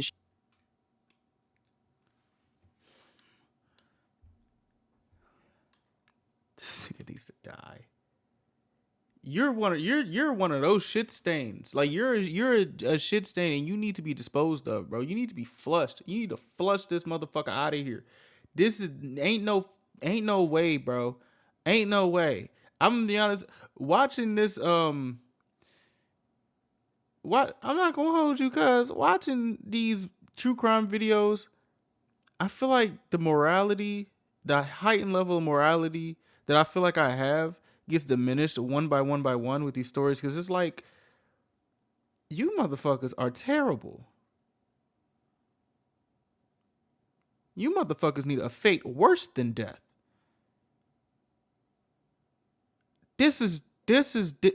You're threatening pregnancy. If you defy me one more time, I'll get you pregnant. What? 시켜버릴 거고야부터 해가지고 어디서 씨발 뭐 출신 걸레년 How do you say this to someone? Like, you're literally treating this woman as like she's cattle. Like, that's you don't like. 지금 뭐 해가지고 너 내가 퍼뜨리면 너 자살해야 돼 뭐 이런 것도 좀 심하고 네네. 그리고 그걸로 해가지고 한 13억 뜯겼어요. Yeah. He refused to let her go. She said, I can't believe that this came from them. I was beaten twice a day. I did videos while being beaten every day, even after the videos. He hit my body, saying my face would show signs of abuse. He took all the money that I earned from my first broadcast. My boyfriend would hit my body just to make sure that nobody can tell. And I didn't even have enough money to order the fried chicken to eat during the videos. The fuck? Like, she was left with nothing. Oh. I do think that her YouTube channel was a double-edged sword. Yes, she was doing this to make him money, and he was holding that as control over her. But at the same time, she stated she really loved doing videos. She really loved the mukbangs. She said it was really the only thing in her life that she enjoyed. Even if he was taking all the money from it, she said, I love doing the videos so much, and I would be so happy reading comments, and every time I would do it and every time I would read the live stream comments, it was just so comforting, and it made me so happy that I think so that I was sorry. able to endure it for so long. I I'm mean, so that was sorry, truly the man. biggest thing for me. I just loved communicating with viewers so much, and I wanted to keep doing it. And there were a lot of things that I couldn't tell you guys about, but I'm really so grateful to those who supported me, and I just was so grateful beyond words. I'm so sorry, Eventually, bro. as her channel exploded, he wanted to find more ways to monetize her, basically as his captive. Bro. He created an ad agency, a management agency, where he was 70% owner and she was 30% owner. He would take 70% of all of her earnings without doing any of the work, which 30% of millions of dollars is still a lot of money, but she barely saw that too. Bro. If he wanted more money, which was all the time, he would just take it. It's unclear if she even consistently saw anywhere near 30% This of is her own crazy. earnings during the time that he was in control. And this is really strange, but he would even give blackmail material to his friends on Tzuyang and tell them, hey, if you ever need money, blackmail Tzuyang. Bro, where do you come from? Like, how do you come from? Like, I just don't like what type of depths of of diarrhea infested houses do you come from to have this type of mentality? To meet somebody, quickly flip the script, become violent as shit, take someone as a hostage, and give that to your friend. How do you have? This is vile. This is vile. Kidding me. This is Yeah. This is nasty, What the gang. He's fuck? letting his own friends make money from her by blackmailing her. It's so strange. disgusting. She was blackmailed by his friends to the tune of $150,000. She did everything herself, filming, recording, eating, editing, everything. He did nothing. On top of that, any advertisements, like sponsorships, she would see zero revenue. Zero. She said, as my broadcast grew bigger and became more successful, my boyfriend created that agency. And at the time, I signed that very unfair contract where 70% of the profits went to him. I didn't even have my ID card. My boyfriend didn't even follow the contents of the contract. So really, I didn't receive any of the advertising revenue. The reason that I didn't think of resisting at the time was I was so ashamed that if anything negative about me was revealed, I just wanted to not be mentioned anywhere anymore. I was just really young and naive at the time. Oh my So it's fascinating because you would think that originally, once she starts getting a little bit of recognition on YouTube, she would feel a little bit more free. But it was actually a bit more daunting because the idea of something negative being released, now there's more people talking about it. It becomes a conversation, and the pressure of that, I don't even know on her scale. Her scale is insane. But even on a smaller scale, it's a lot. It's like millions of people already know you, and that's millions of people will judge you rather Yes, than That's or crazy. be disappointed in thousand you, people. Yeah. or feel like you harmed them, or feel betrayed by you for whatever reason. It's just so much pressure that she starts feeling, like this pressure to be the person that her audience wants her to be. Yes, When yes. behind closed doors, so much is happening that nobody knows about. The channel did grow to the size where they did need to hire my full-time gosh. staff, which is very reasonable in South Korea. Even smaller YouTubers have like a full team in Korea. It's a very common thing. Tzuyang hires a production team, and her ex has no fear, no shame in beating her in front of them. He would What? just beat her. If they tried to protect her or break up this one-sided violent fight, he would start smashing cameras and monitors in the set. Bro, this nigga is an animal. He needs to be put down. Like this is like he really thinks he's the king of this shit. Like in the room. How's nobody like Why reporting? nobody stab him? Like Because what? again, Tzuyang didn't want them to. Oh no. Yes. She would beg him, and she said, and because these things were happening, I really couldn't endure it anymore. So recently, I begged my boyfriend to leave, saying I would give him all the money that I had, all the assets. But the answer I always got back was, it's not enough. That's what he always said. For 4 years, he always said things like, you know, you're broadcasting because of me, right? All your money is mine, and everything you earn in the future is mine too. Bro. Eventually, he starts threatening to kill staff members to have more control over her. I'm assuming by this Somebody kill this nigga. point. So originally, maybe the first few years of her YouTube channel, she's feeling that pressure, and it actually becomes more of a chain to him that she doesn't want to disappoint her viewers. But I think at the end of the 4 years, whether it's her being emotionally fed up, physically fed up, or perhaps her YouTube channel has grown to the size where maybe it's giving her strength, like maybe her viewers are giving her the confidence that she needs, it feels like he senses he's losing his grip on her. I mean, sure, he has blackmail, but she's kind of becoming a bit of a wild card. She's the name. She's the face of the brand. She could run away and try to expose him for the truth. Or she could be so fed up that she's ready to burn the house down with both of them in it. She could be at the stage where she's like, who cares if we lose it all? Let's lose it all together. He seems nervous, and he starts threatening to kill her family, her friends, and even her staff members if she doesn't do as what he says. She tries to pay him off to get him to leave her alone, and he refuses. She said that is where she drew the line, because at this point, for the past few years, she had desensitized herself to the threats, even the physical violence. She was so desensitized. She was so detached from it. Damn. But her employees were like her family. She did not want anything to happen to them, and they were the reason that she felt like she could fight him. She said they couldn't stand watching us, that we should file a lawsuit together, that I could quit broadcasting. Even if they lose their jobs, they didn't care. And I told them, no, it's too painful for me to fight right now, and I don't want to do any of this. I beg the employees, don't do anything, okay? It's okay. It's going to be okay. But they cared for me so much. They didn't even talk about things around me to avoid hurting me, and they were so careful with their words, and they always did everything for me. They were like family, and I didn't want to quit because of them. Honestly, even though those days were like hell, I was still so happy with the employees who loved me and stayed with me. And I loved the love that I received. I loved it so much when viewers liked me, to the point where I wondered if it was okay for me to even receive this kind of love while I was heart goes out hiding to you, everything cuz behind the scenes. You don't deserve none of this. But now stuff. there's nothing that I'm hiding anymore. Yeah, everything's out in the open. Yup. This is her live stream. I'm going to try and endure as much as I can for as long as I can.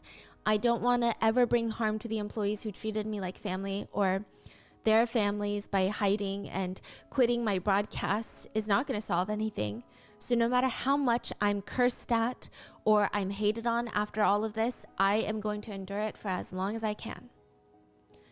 Tzuyang's lawyer was on the live stream with her, and she stated that they have a mountain of evidence against the ex-boyfriend. She said Tzuyang's suffering was immense, and the evidence is extensive. There are over 3,800 files containing details of her victimization. And as a criminal defense attorney handling many cases, Throw the book this at one him. was shockingly severe. She also briefly mentions how when she first started taking on Tzuyang's case, Tzuyang was too scared to do anything, to even talk to her. She had to talk to Tzuyang's staff. Wait, so Tzuyang has decided to go after the ex-boyfriend? Is Yes. that why the lawyer is saying that? Yes. Now, Get Tzuyang his ass. says, so only recently was I able to become independent like this, and I don't want to be known in this way. Even if I'm a victim, I still did bad things, right? So she's saying she still technically participated in under-the-table ads because her boyfriend forced her to do it. Oh, so she did do it. Yes. Oh, But fuck. earlier you say, Oh, we're going to get there. Okay. So she's saying that she did things that she probably shouldn't have done in her career because her boyfriend forced her to. I see. Okay. And so she's saying she still wants to be held responsible, and she did do wrong. She is owning up to that. And ain't she do nothing says, but I wrong." think I always had it in my heart that someday I wanted these things to be revealed. That's why I turned on this live stream so quickly today, because I haven't been free from anxiety for the past 5 years. And now I have the confidence to speak about it. I think many people will be really disappointed about me pretending to be okay all this time. I'm sorry for hiding all of this. I really just didn't want to talk about it online. So I'm sorry if you feel like I was hiding a big part of something from you. I'm really sorry, and I regret my actions and choices. I'm sorry. The one thing that I always tried to live by was don't harm others around you. So never, not even once have I ever harmed anyone. I've never done anything violent or anything like that. So, I mean, even when I was harmed, I endured to never harm others. You're a good She person. ends the yeah. live stream by saying, "Thank you. I tried really hard not to cry while watching the supportive comments, and I'm really thankful. So thank you, and thank you, and I'm really grateful to each and every one of you." okay, so she went live because the recording of the blackmail Yes. conversation was released. So everyone is like, she worked at a hostess bar. She did tax evasion. What is this other thing that Underdog J is talking about? Like, what did she do that is so bad? So then she goes online and is like, hey, I need to tell you my story, first of all. This is why I started YouTube. This is what's been happening behind the scenes. And there have been instances, maybe we did evade taxes like the management company did, but it's because it was out of my control. Yeah, she didn't have no money. So she's saying, like, we're looking into it. I don't know. I didn't have any control No at that control. time. I don't know what he did with anything. I see. I was literally just, like, forced to make videos. So, like, I don't know what to say. Okay, so now people listening to this, they're like, oh my God, I didn't know Yeah. Tzuyang is being controlled and abused and Yes. essayed by ex-boyfriend. Yes, and beaten, like, right after she stops filming her videos every single day for 4 Right. years. Okay, so that was the biggest news, I see. And as for her ex-boyfriend, is he in jail now? That's what No. everyone wants to know. Is he in jail? What happened to him? Well, no, No. because he's dead. Yeah. According to Tzuyang's attorney, Tzuyang filed a lawsuit against her ex-boyfriend for habitual assaults, threats, injury, and extortion, as well as coercion and violation of the Sexual Violence Punishment Act. Tzuyang was seeking $3 million in settlement funds, stating that is how much he took from her YouTube career. She's not even asking for more money. She's like, hey, just give me the money that you literally took from my career. And she wants out of the unfair contract where he gets 70% of her earnings for the agreed upon amount of time. So Tzuyang states that she never ever wanted to file a criminal complaint against him, but like she said, he was trying to threaten to kill her employees, so she had to draw the line. She contacted attorneys, lawyered up, filed the charges. There were 2 lawsuits against him. One of it was criminal, so the prosecutor's office was looking into him for his crimes, and then the other one was civil, which is between 2 parties. He was facing $3 million in settlement funds that he had to repay back, money he did not have because apparently he was blowing it all after stealing it from Tzuyang. And 2, he was facing up to 5 years in prison for all of his crimes. Now, the cases were both closed, the civil and the criminal lawsuits, because he self-exited.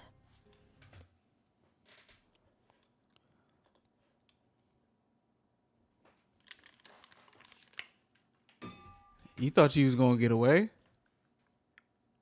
You thought you was just gonna do that and everything's gonna go away? You don't think in any instance you're gonna have to pay for the stuff that you did in the afterlife, maybe in your next life, maybe depending on what you believe in. Your bitch ass will be dealt with. Okay, I don't know if they have Wi-Fi wherever you at right now, cause your bitch ass will be dealt with. You can't escape this. Okay? There's no way. I refuse to believe that he is able to escape this shit and he ain't gonna be dealing with nothing. Cause no. You do all this. Start threatening people, making threats. Oh, you a big bad man with a dick, huh? You threaten to impregnate her. You threaten to post revenge porn. Oh, you just a man, huh? You just a man because you walking around with a dick and balls, huh? You can't pay back the money. You facing like 5 years of debt of all this, and that's the time when you want to leave. That's the time when you want to make an exit out the exit door.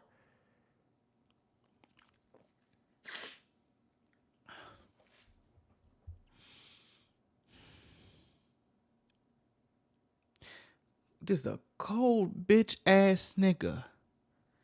If I ain't never seen a bitch ass nigga before, I've heard about one. You are the poster boy. The poster bitch. Real shit. Cause that don't know. No, this nigga really thought he could escape this. Spineless piece of fucking doo-doo turds, yo. We What? don't know too many details about his self-exit, but we do know. Hey, I'm gonna be honest. I don't give a fuck how he did it.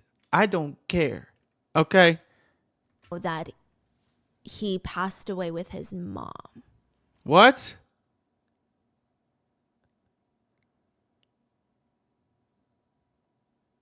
This is very interesting. With his mom? Yes. So we know that his mom and he died around the same time. Both of them died in cars. But there's no further details, whether it was a car accident, whether it was carbon monoxide poisoning. I'm not gonna lie. I'm gonna just be blunt as fuck. I'm not thinking or talking about the mother here because I don't know nothing about the mother at the moment. It's still fuck you. It's still fuck you. You will be dealt with. It's unclear. And they weren't even in the same car. Yeah. So he they say he self-exited. self-exited. Why? Oh, he just couldn't handle it. He just couldn't handle it. The idea. Handle the lawsuit? Yeah, he couldn't handle the idea that he was facing 5 years in prison. His name was about to be disgraced, and he owed her over $3 million. Why don't you just think to just not do this shit when you met her? Like, why don't you just think to not do these things? Like, you do all this stuff, and you just don't even think of any type of consequences for this. like at all. No type of consequences, no type of conscience. I know you don't have a conscience. You just a hollow tip in the head. That's what you are.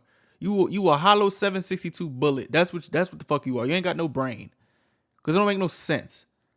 It doesn't make any fucking sense. I'm a little boneheaded sometimes, but I'm not that fucking stupid, okay?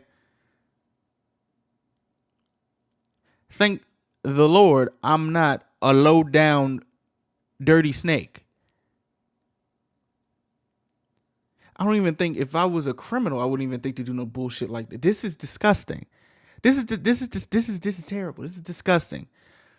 In all honesty, I'm gonna be honest. Wherever your ass end up, you know what I hope you get to do? I hope you get to relive the moments that made you afraid and made you want to get out of here. I hope that shit replays on a big ass TV that you probably bought with her money. You know what? I hope you're able to take that TV, and there's only one channel in that TV in the dirt that you're in, or whatever area you in, limbo, purgatory, hell, whatever. I hope you're able to plug that TV up to one singular outlet, and I hope it short circuits too. You have one remote I hope you don't even get the remote. Fuck the remote. You have to go up to the TV and press it. And I hope it doesn't even, it's one of those TVs that don't even respond quick enough. It's the TV where you press the button and it takes time for it to load. I hope it's the worst type of TV ever.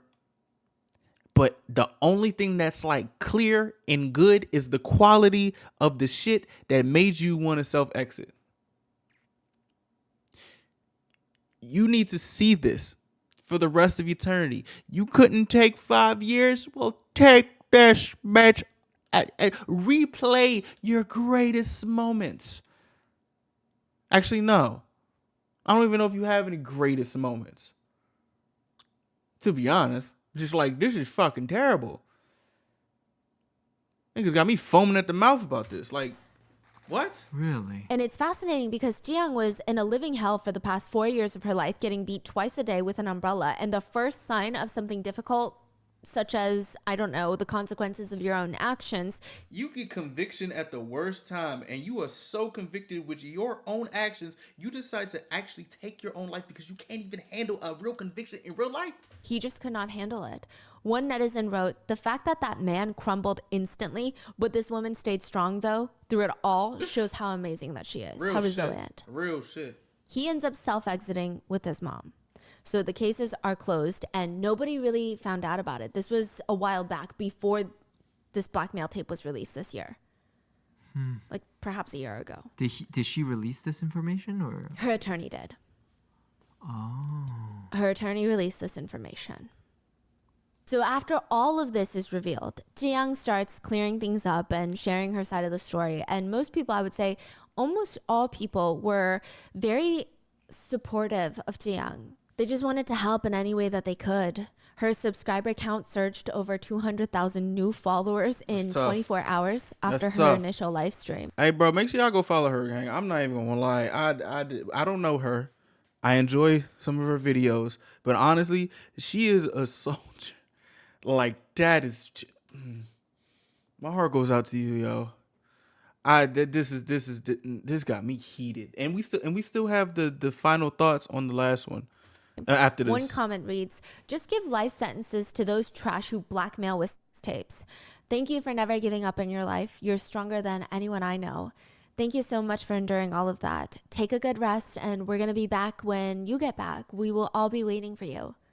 I'm not even going to lie to you. To that point, I'm on hots right now. You know what we should do to people that do shit like that? We should take them to jail. Don't give them no clothes. Make sure it's cold in their cell only. Only. That's what we should do. And then just have someone just taking pictures and then like printing out the pictures and just passing them around to everybody. I'm going to be like, just pass it around to everybody. Unsuspecting people, because you really just going to put that on the internet like that and just destroy this woman's reputation that she gained because of your funky ass. And you... The former agency CEO is really a terrible person, dying by self-exit without facing punishment. Horrible human being. I hope he receives burning punishment in hell every single day. He's not human. He's gonna have that TV. In hell. I hope he does. I really do. You know, Lord, please forgive me for lashing out like this.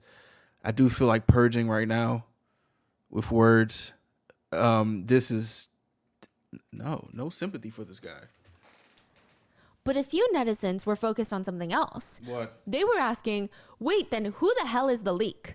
So if the ex-boyfriend is dead, who reached out to all these YouTubers to give them blackmail material on Tzuyang? Because they're thinking, okay, if the ex-boyfriend is alive... But what are they even trying to blackmail her with? They're saying basically she's like doing illegal... That she worked at a hostess bar in the past. That she is potentially evading taxes because that's what the boyfriend was doing. And that she was probably still doing under the table ads, even though she said she wasn't in 2020. I see. Wow. Like, who would reach out to these YouTubers like Jay and Jin and give them these materials if it's not the ex-boyfriend, because the ex-boyfriend is dead? A while back, maybe a year back, Tzuyang gets a call from an attorney. And he tells Tzuyang's agency, he doesn't meet with Tzuyang in person, he meets with her producers. And he tells the producers, I'm starting a new business. I'm going to be selling air fresheners and maybe some deodorant. And I would like this to be promoted on the biggest channel in South Korea. I want Tzuyang to endorse my products. The producers are looking at the attorney like, first of all, what do you know about air fresheners? And second of all, I mean, this just does not align with Tzuyang's YouTube channel. It's just so, what is she going to do? Be eating Korean barbecue and then show off the air freshener? It's just a little bit weird. I don't think that she's going to feel comfortable. And he says, okay, yeah, no, that's completely fine. So instead of promoting my business for me, I just want you guys to pay me about $1,200 a month. Who are you? For the indefinite foreseeable future. Huh? The attorney? Yeah. The attorney is like, hey, promote my product for free. No, you don't want to do that? Okay, then Tzuyang, you pay me forever. Or until I say I don't want to be paid anymore. This is scary. This is actually terrifying.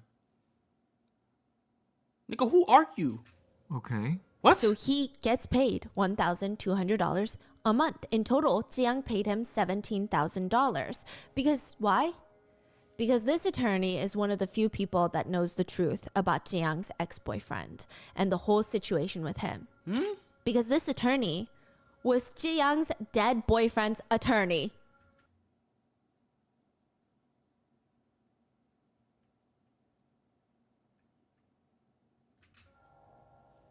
He is here to blackmail her? Yes. A fucking attorney is a blackmail. Why the fuck is blackmail just like... Oh my gosh, bro. Telling Well, her? he says it's not blackmail. He said that he signed on, that was a retainer. He was providing advisory services for Tzuyang. Okay. What in the world? Attorney Choi Woo-seok is the attorney for Tzuyang's ex-boyfriend. When Tzuyang sued her ex-boyfriend, he hires attorney Choi. Yeah. Attorney Choi takes on his case. He knows all the information, of course he does, between the ex-boyfriend and Tzuyang. Ex-boyfriend dies. The attorney goes to Tzuyang and is like, hey, my new business, promote it. I don't even know how to like My brain process hurts. the level of up of this situation. My brain hurts. My brain is hurting. Yeah. No. Like, number one, you are attorney. Number two, you represented a abuser and you lost the case. Yeah. Your client was a fucking trash. Yeah. But you turn around, you're like, let me harass the victim even more for more money. Yes. Like, I don't even know how to process how fucked up this is. Yes, but it's going to get even worse. Because a few months prior to him approaching Tzuyang and her whole company to promote his new products, he anonymously emailed a bunch of YouTubers tips on Tzuyang. Anonymous leaks. For what reason? We don't know. What? This is crazy. This doesn't even sound real. Like, every single dude Yeah. in here is trying to blackmail her. Now, this is the public's perception. Of course, he's an attorney. What is he going to do? Blackmail me? Okay. So basically, this is the public's perception of what the attorney did. He goes to these YouTubers, emails these anonymous tips, because I will say that one reoccurring theme in today's case is it appears that some of these men just have a chip on their shoulder that a woman is doing better than them. Probably. Because truly, for this attorney, I don't know why. Sorry, Stephanie. He would. At this point, you niggas is bitches because she's really having, and y'all are grasping for straws. Just grasping for straws, trying to just pick from this money tree. And it's not really a money tree at like, I don't think of this as a money tree. Like, she literally, I thought she just wanted to eat food, bro. And she's having with just, you know what I'm saying? And it's just like every guy is trying to get off this. Nigga, sell a brick. Pick up your nuts and sell some shit. Like, oh my goodness gracious. This is crazy. I can't, this is nutty, bro. This is really nutty, bro. Like, y'all think she's a lick. Oh my goodness gracious. Email these anonymous tips to these YouTubers because Fuck. what does he gain to benefit? He's anonymous. He's not making money. So he emails Jay, he emails Jin, and is like, hey, here's some insider news about Tzuyang. And then for months, they don't do anything because they're colluding onto blackmailing her. Okay? Time passes, and the attorney is like, well, I got nothing out of that, and Tzuyang is doing better than ever, and I'm starting a new business. So I'm going to ask her to promote my business. Oh, she doesn't want to promote my business? Then maybe she just pays me money in cash. Wow. So just to recap all of this, okay? Tzuyang meets a guy. He forces her to make money for him at a hostess bar.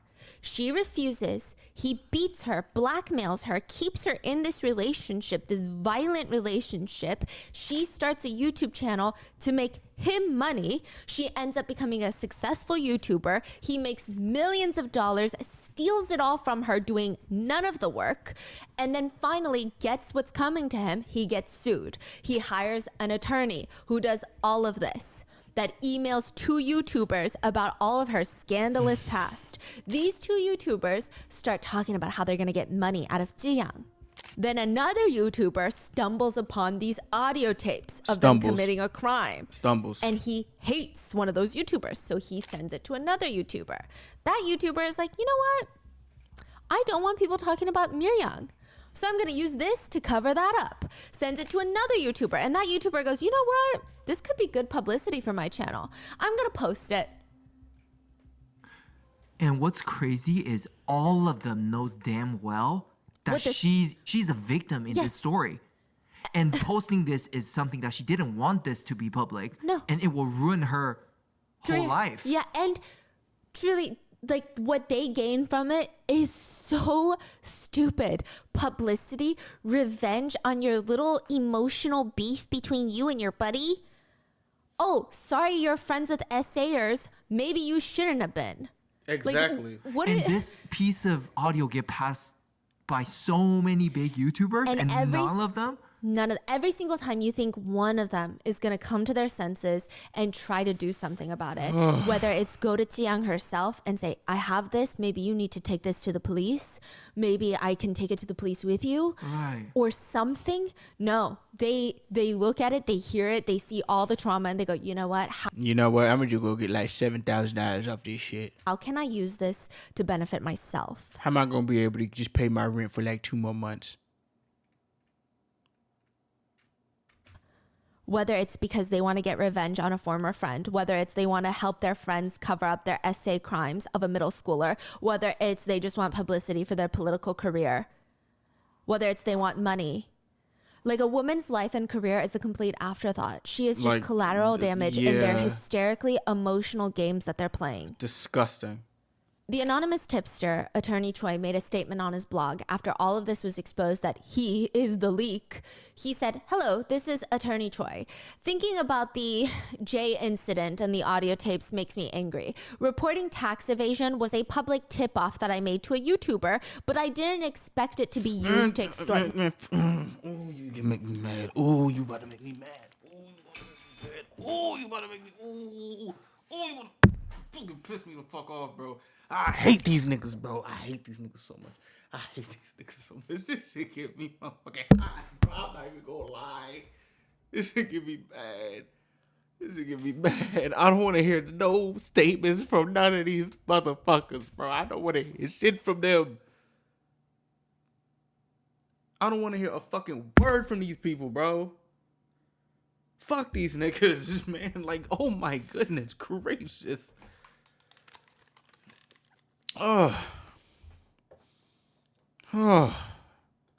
Money from the YouTuber. So he's saying, I told Jay about tax evasion, but I didn't expect him to blackmail Tzuyang. Jeez. Wow. Yeah. I'm just, wow. He said there are many parts that are not true to this story, but regardless of the reason, I'm sorry. I can't go into specifics, but it's frustrating. Fuck your sorry, fool. Fuck your sorry, bro. Fuck your sorry, gang. No, we don't need your sorry, gang. We don't need this shit, bro. You literally represented a fucking shit turd stain that somehow found his way outside of a toilet, and then he done flushed himself. You took that case on.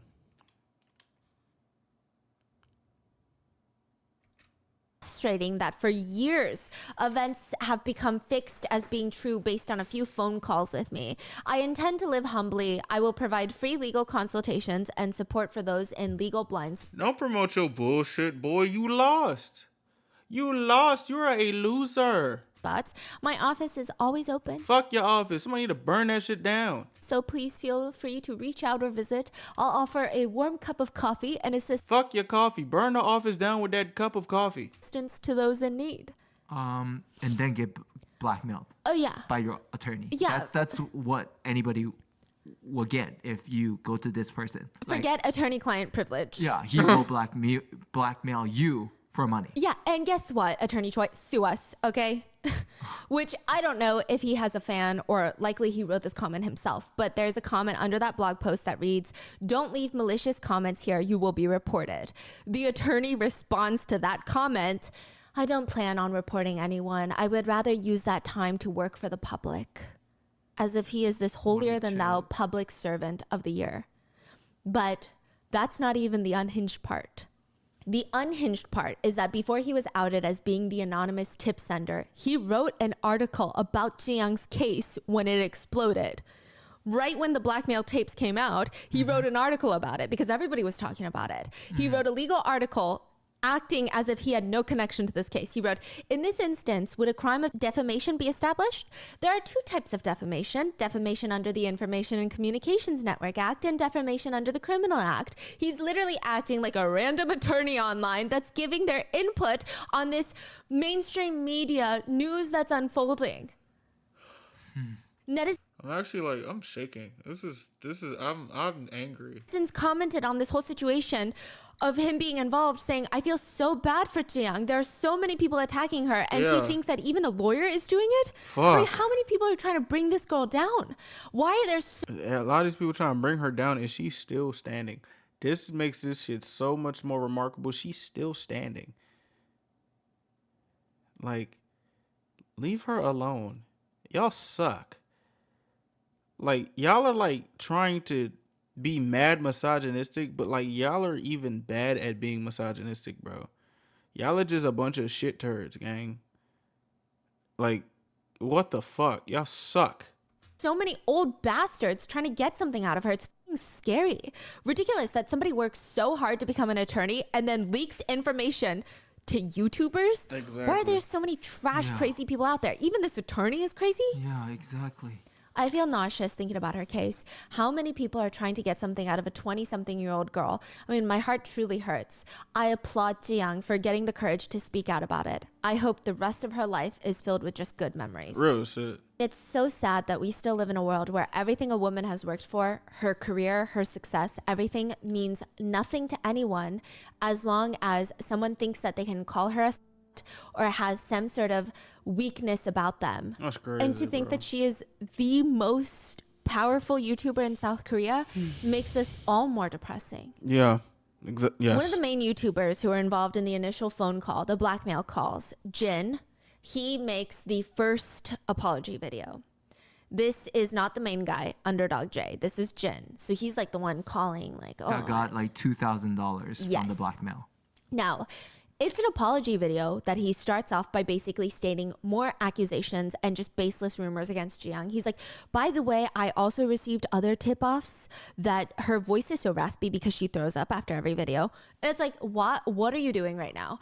And I don't think he can help himself. He says it as if he's just being so transparent and stating the facts of how everything went down. But it's so clear that he's hoping to cause more harm to Tzuyang, or he's hoping that this will be the main conversation that people will talk about.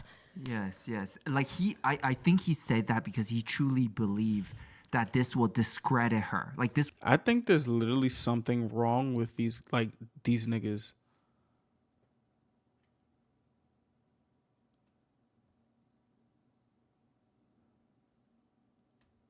Will make her seem like a liar or a fake They person or can't whatever help it is. it. Like he does not feel sorry. He's still trying to find a way to wiggle his room out of this. And what makes it even more disgusting and vile is like, this is not true, by the way. Like, she has multiple times had public doctor's checkups where she's like live streaming doctor's visits. They are testing her, and a lot of the doctors have even talked about very few people have conditions where they don't metabolize the food well, so they don't actually consume the calories. It's like in and out. That's type tough. of vibe, right? I wish I had that. Even shit. if this were true, which it's not, even if it were true, the fact that he thinks that the public will hate on her rather than feeling sympathy towards someone who potentially might have a condition that they are battling and struggling with is crazy. Yeah, he's trying to manipulate. Yeah, the it's audience. like, what are you doing? Now, he thinks that this is going to steal all the attention away, but it's very hard to do when the rest of his video is a dumpster fire. He explains how he received a tip-off about Tzuyang in 2020, and he thought it was credible. It didn't really align with the content that he was producing. He was producing like, hey, this video is manipulated and staged. He wasn't really an expose social justice warrior channel talking about how YouTubers are committing tax evasion and working at hostess bars. Is this from the attorney? I'm sorry, the tip off? Yes, it appears so. It's unclear. He states it was from a former roommate of Tzuyang's, but I'm not sure. Could be the attorney, could be a former roommate, but if it is a former roommate, that's even more depressing that there's just more bad people involved. Just more people. Yeah.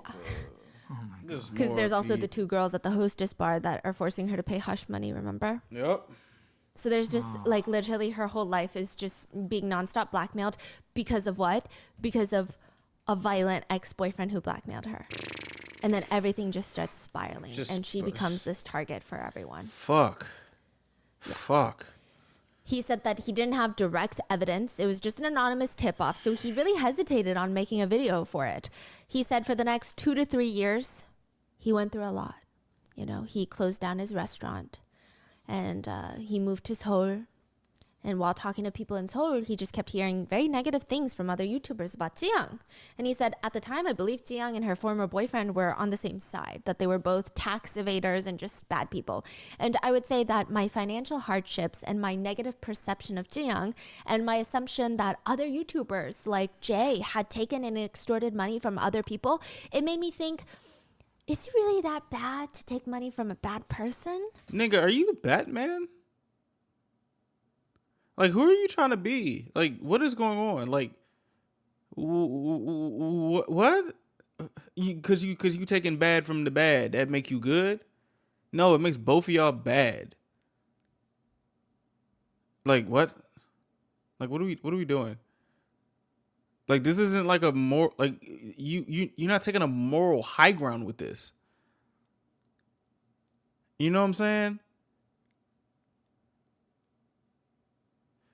I just don't. This guy is out of this world delusional. Like, And I thought I was a delusional man. This shit is nuts. He said that he would hang out with the Wrecker Union, the YouTubers, and they would always joke about how they need to stop, quote, eating money from all the people that they're extorting as a joke. And that, like, hee hee, we're going to go to hell if we keep extorting people. Hee hee, so funny. Shit, And probably. he would always go home after these dinners and think to himself, wow, these people just make money so easily. And here I am. Like, what am I doing with my life? It's so hard for me to make money.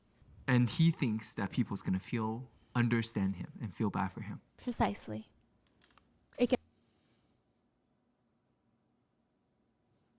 Gets worse. What? He said, I started thinking to myself, it's not that bad since she's already a bad person, right? He goes on to state, guys, this is not a pity party. I'm not sharing all this information to like kick. You did this for $2,000. Like I just want to keep that. Like you did all this for 2,000 smackaroons. Remember that. To emotions, but one time I went to a wedding, my friend's wedding, and this friend of mine was a very, very close friend who would help me through all the hardest times in my life. And in Korea, you give Tzuyang, which is straight up cash. Instead of giving gifts, usually you give up cash in an envelope. You walk into the wedding and there's a person with a table and a stand, and they have this little list, like a guest booklet, and you write your name down and you write the amount that you're giving to the couple. And I didn't have enough money Where, motherfucker? to give money to my best Where, motherfucker? Fuck you. friend during his wedding. Oh, And I even got this text message from him. And he puts a text message on the screen. And it's his friend saying, hey, China, like, did you forget to write your name down on the Chigigum, like, guest list? oh my gosh! You couldn't give money to your best friend, so you're this strapped for money. So you just want to take down this woman, you want to blackmail this woman who's literally doing shit because she's getting blackmailed, which all started because she was getting blackmailed. But you think she's a bad person because you're not doing enough research to know that she probably, more than likely, mostest of likely, is not even doing this tax evasion. You just take it upon yourself to do this. All for $2,000. Basically saying I was too embarrassed and I was in so much pain that I couldn't even give money to my best friend for his wedding. A friend who really helped me through everything. What? Yeah. How is that? How is that our problem?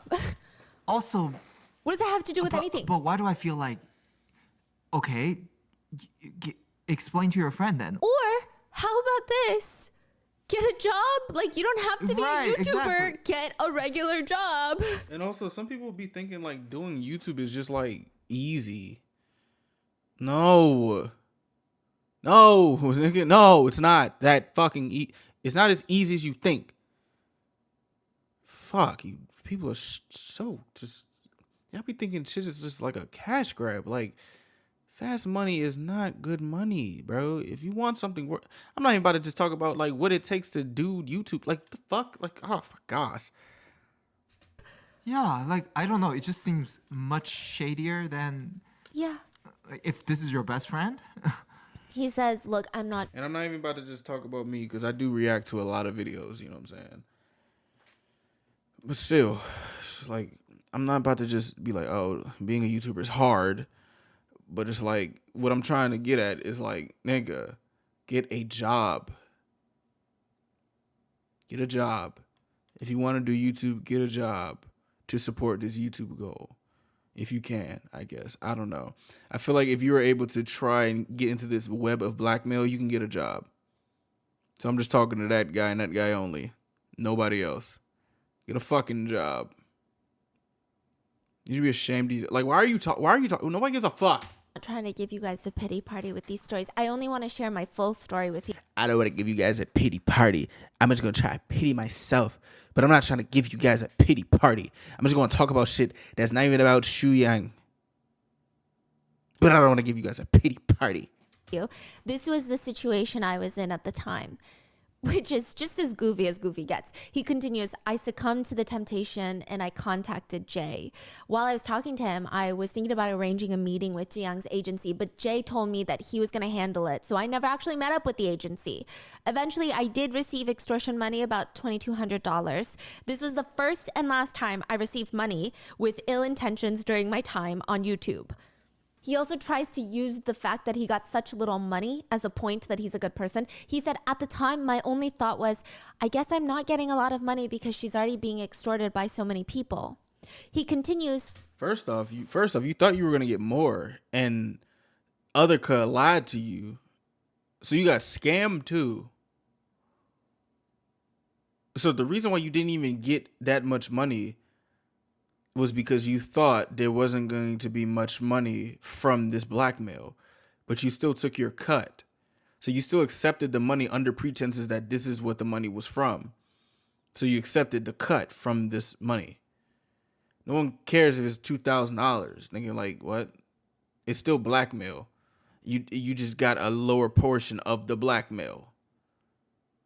Once again, take this from a black male. Do not blackmail. Because it was his very first time blackmailing someone, he's a good person. See, it's his very first time. He wasn't even really sure how much to receive, like how much you would even ask for. So he just like took $2,200 thinking, okay. Yeah, so someone killed somebody. Oh, this was just my first kill. It wasn't premeditated. I didn't use like a knife. I didn't use a gun. You know, I didn't tie them up. It wasn't like execution style. So I'm not a bad person. It was more or less like a crime of passion. And after I like hit him over the head with a blunt object, I just kept going and going. But like, I didn't do the other things that would make me more of a shithead, but I'm still a shithead, but I'm still like not a shithead because I didn't do the things that other shitheads do. I guess that's what the market is.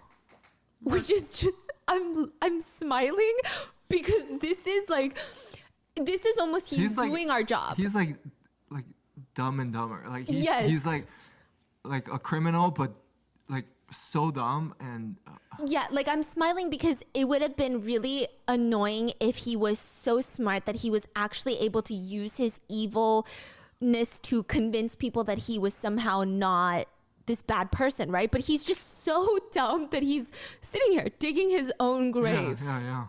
It's crazy. It's crazy. He genuinely thinks stupidity and that it's his first time doing something is something to be proud of. He argued, if I had felt good about what I did, I would have just continued blackmailing other YouTubers for money. But instead, I didn't do that. I tried to create different types of videos that you guys might like. Like I put a lot of energy and effort into pivoting my content because he's basically saying he's struggling to make money on YouTube. And instead of blackmailing more YouTubers on top of Tzuyang, he was like, I didn't really feel good about blackmailing her. So I just as you can see, I focused on... Is the video still up? Or maybe, I don't remember if he posted it or not, but I just wanted to, pivoting my content. As you can see, huh? Yeah, he continues, I did not fully recognize that she was a victim that suffered for a very long time. Okay, so this point is fascinating. In the blackmail calls, they talk about how Tzuyang's ex is accused and charged with domestic violence, basically. So clearly they know that she is a victim in some capacity. And they also talk about if I asked for more, she might have gotten beat up. See, that's the thing. It doesn't fucking matter. It doesn't. Yeah. Like, he still don't realize, like, it doesn't matter who they are. You don't blackmail people. That's crime. You go to jail. Yeah. So why are you keep talking about all the bullshit? Just own up to your mistake. He won't. Yeah, like he refuses. He's like, oh, this. And he states, I wrote it off. I wrote all of those conversations off of, it probably wasn't that bad. Like most couples, they get into these passionate fights. Like maybe I just thought like that's what's going on.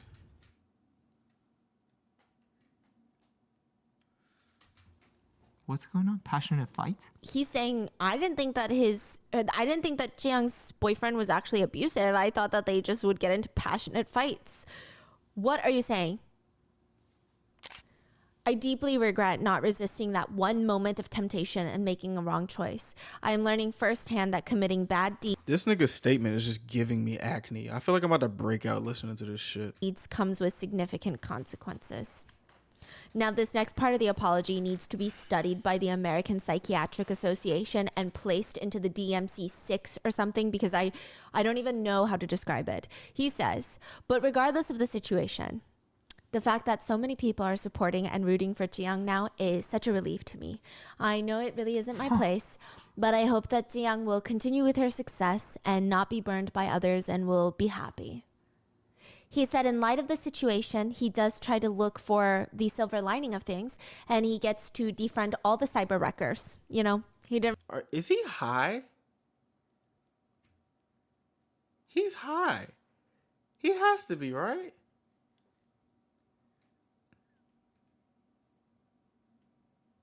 Really want to be friends with them anyway, so this is a good way for him to not be friends with them anymore. He also had this image on YouTube, he said, that made him uncomfortable. You know, people thought he was kind of this moral guy, good guy, and it was a lot of burden for him, and now that reputation is gone. So, and he was also trying so hard to hide his financial wreck status from everybody, but now that's out in the open as well. Wait, I'm so sorry. He said people thought I was a good guy, and that's burdensome to him. Yeah.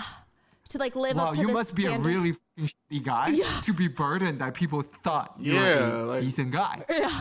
That is crazy statement to be made. And the fact that He's like, I can't believe people think I'm a good guy. Like I'm evil. So the fact that I was stressed. Now that everybody know that I'm evil. It's like, why does nobody know that I steal from people?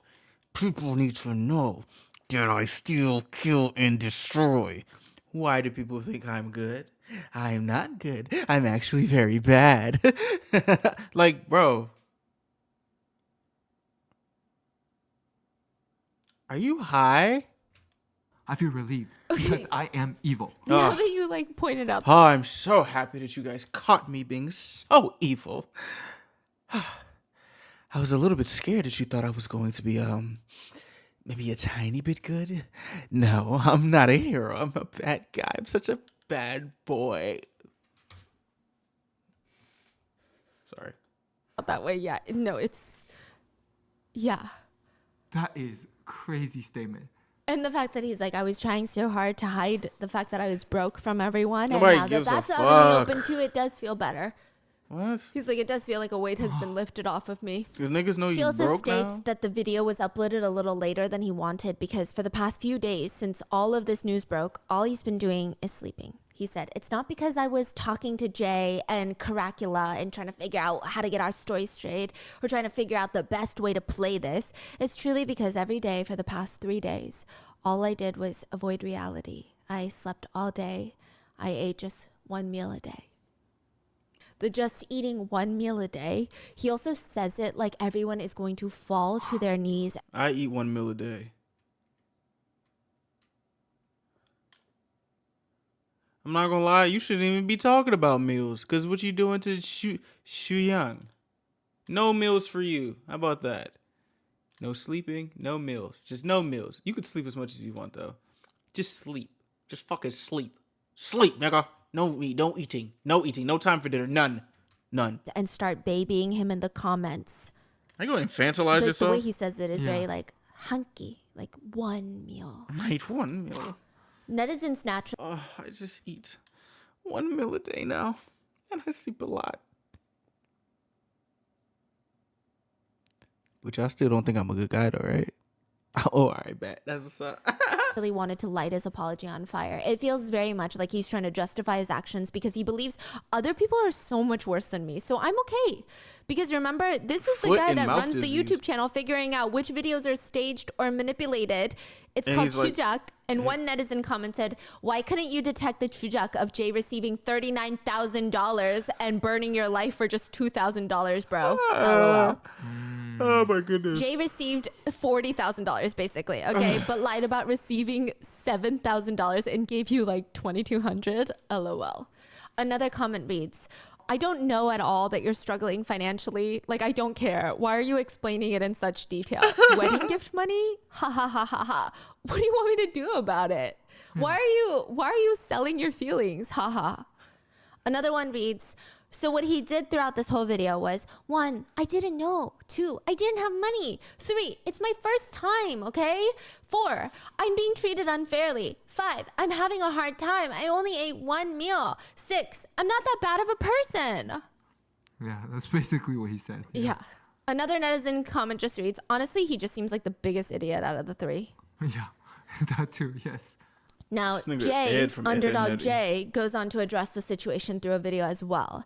If he were to sit there and tell you on camera that he sprouted a second nose on his forehead, I believe that would hold more truth than the video that he actually posted. The whole thing smells like bullshit. I think there is a fine line between confidence and pure delusion. I think Jay has never even seen that line because he is so far deep in Delulu land. He is sitting with confidence in front of the camera, and with his full chest, he explains, this is not a case of Tzuyang being blackmailed by me and by YouTuber Jin. This is a case of 2 scam artists, YouTuber AK and YouTuber Pan. Oh, fuck. The first 2 that received the blackmail footage. You niggas got no honor. So AK gets it from Jay's phone and gives it to Pan. See, all of them are pointing finger at someone else. Yeah. And saying that, no, they are the messed up one. First, AK, the YouTuber, former friend of his, took his phone and illegally obtained a copy of the audio. Second, Pan, the YouTuber allegedly using his story to cover up for his... You know, I'm going to be honest. Sorry, Stephanie. Alleged essay. There we go. I think some criminals are stupid because you're going to tell me that someone illegally did something and expose you for doing something illegal, and you're going to try and like say like that's illegal. That's literally like you're snitching on somebody robbing you for selling drugs. Both of y'all are going down.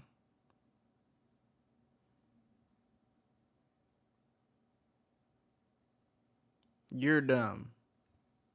They are friends involved in the Tzuyang 44 case. This is them, okay? Speaking of, the title of this video is I will report AK and Pan for their second assault incident against Tzuyang.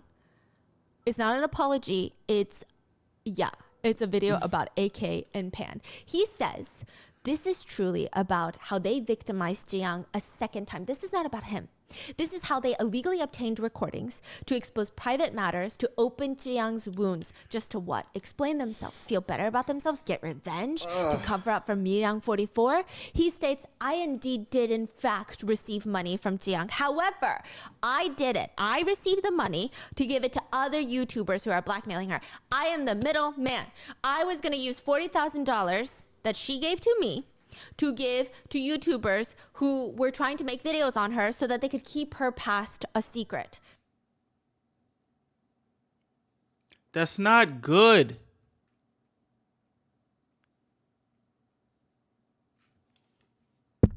Hey, dumbass, that's not good. I was like a consultant.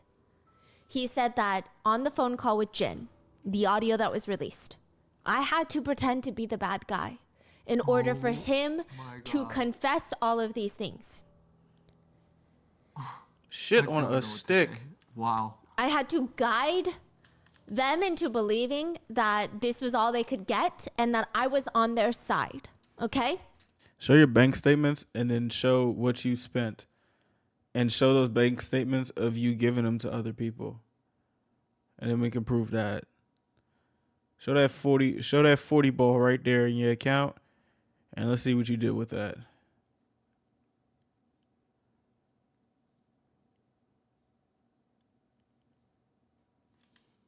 Bitch.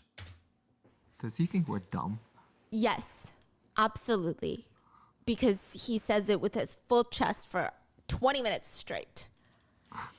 I just wanted them to leave her alone, and once they get their hush money, they'd be gone. I just needed to act like one of the bad guys. I'm not even gonna lie to you. He could have just disappeared. Like, these people making these statements literally could have just deserted their whole career. They'd probably be fine, you know? Probably not. But, like, oh my gosh. I acted like a double agent. That's what I was doing. Espionage? I got money from Tzuyang, not because I was blackmailing her, but because I was a double agent. He said if he needs to apologize right now in this situation, what he did wrong is he failed to protect Tzuyang's right to keep her pains hidden. That's what he said he did wrong.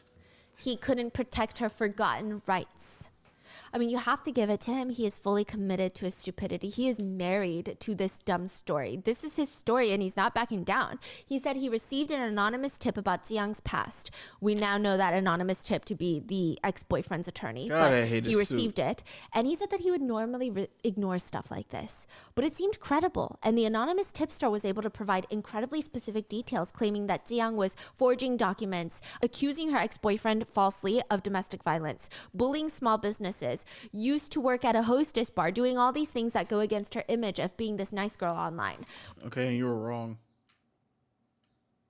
Which, I mean, you would expect him to immediately, as a cyber wrecker, make an expose video on Tzuyang, right? Well, he said it was odd. The way that the anonymous tip was written was almost like a step-by-step manual on how to film a YouTube video. It was basically like, step one, this is what it was just so organized, so neatly. You know what that made me think of? I thought the attorney shared that information because it's almost like, hey, you make YouTube video on these people. Let me give you this information, and you maybe can pay me money or whatever as an exchange, right? But instead, he shared that information anonymously. Yeah. So he's not getting anything in return. Exactly. So dumb. It's the He's second. he's just trying to ruin her. Yeah. That's all. And then he's like, well, she didn't get ruined, so I might as well get some money out of it. I think that he is just very upset that a woman is doing better than him. Yeah. But look at why she's doing better than you. You are Look an at ass him. attorney. Look at He him. said it was like a step-by-step manual on how to get the most damage on Tzuyang in a YouTube video. Essentially, it felt very odd. It felt like a script was handed to him, basically. So not only that, but Jay's fellow YouTuber friends, other cyber wreckers, were calling him up, and they all had gotten similar emails from a leak, but they were about different crimes that Tzuyang had committed, quote, crimes, right? So all of them are getting information, and he reaches out to Tzuyang's agency to tell them, hey, these are so oddly specific. I think you got a mole on your team or something. Someone that works with you or used to work with you is out here sabotaging you. This is his story. This is fake, I think. Tzuyang and her agency ask him for help to find the identity of the anonymous tipster and to figure out all the YouTubers that are foaming at the mouths to incorrectly expose her on these things. And Jay's like, you know what? I will help you. I will take you on for, quote, risk consulting. So he takes $40,000 for his risk consulting services. That's what he says, but it's very much likely it was just blackmail because they did need a contract and they can't write blackmail on the contract. So they wrote risk consulting. For $40,000. For What are you talking 40 about? bands. Yeah. And he starts reaching out to all the YouTubers that received anonymous tips to see what they were going to do with the information. And he said, the controversial recording that YouTuber Jin happened while I was building rapport with these YouTubers who had negative feelings towards Tzuyang to obtain all of this information. All the information I gathered was handed right over to Tzuyang's agency. At the time, I foolishly thought that paying YouTubers was the only way to stop them from exposing Tzuyang and making videos. I even used my own money to pay. I paid some of these YouTubers with my own money. And then when I didn't have any more money, that's when I reached out to Tzuyang and they gave me money, $40,000 to pay. Wow. He's still trying to be a hero, huh? Yeah, and he That shit said, crazy, cuz. I just feel bad because I haven't been able to perform that task properly, obviously. Yeah. So therefore, I will return the full amount to Tzuyang as soon as No, you're possible. not. He states, I'm sorry for not being able to protect Tzuyang's right for this incident to be forgotten. What I'm clearly stating is, I swear to the heavens that I have not done anything to be ashamed of, and I will do my best to stay by Tzuyang's side to protect her rights. Nigga. Let me say this again. I have not received any money through shameful means, nor have I acted in a shameful way.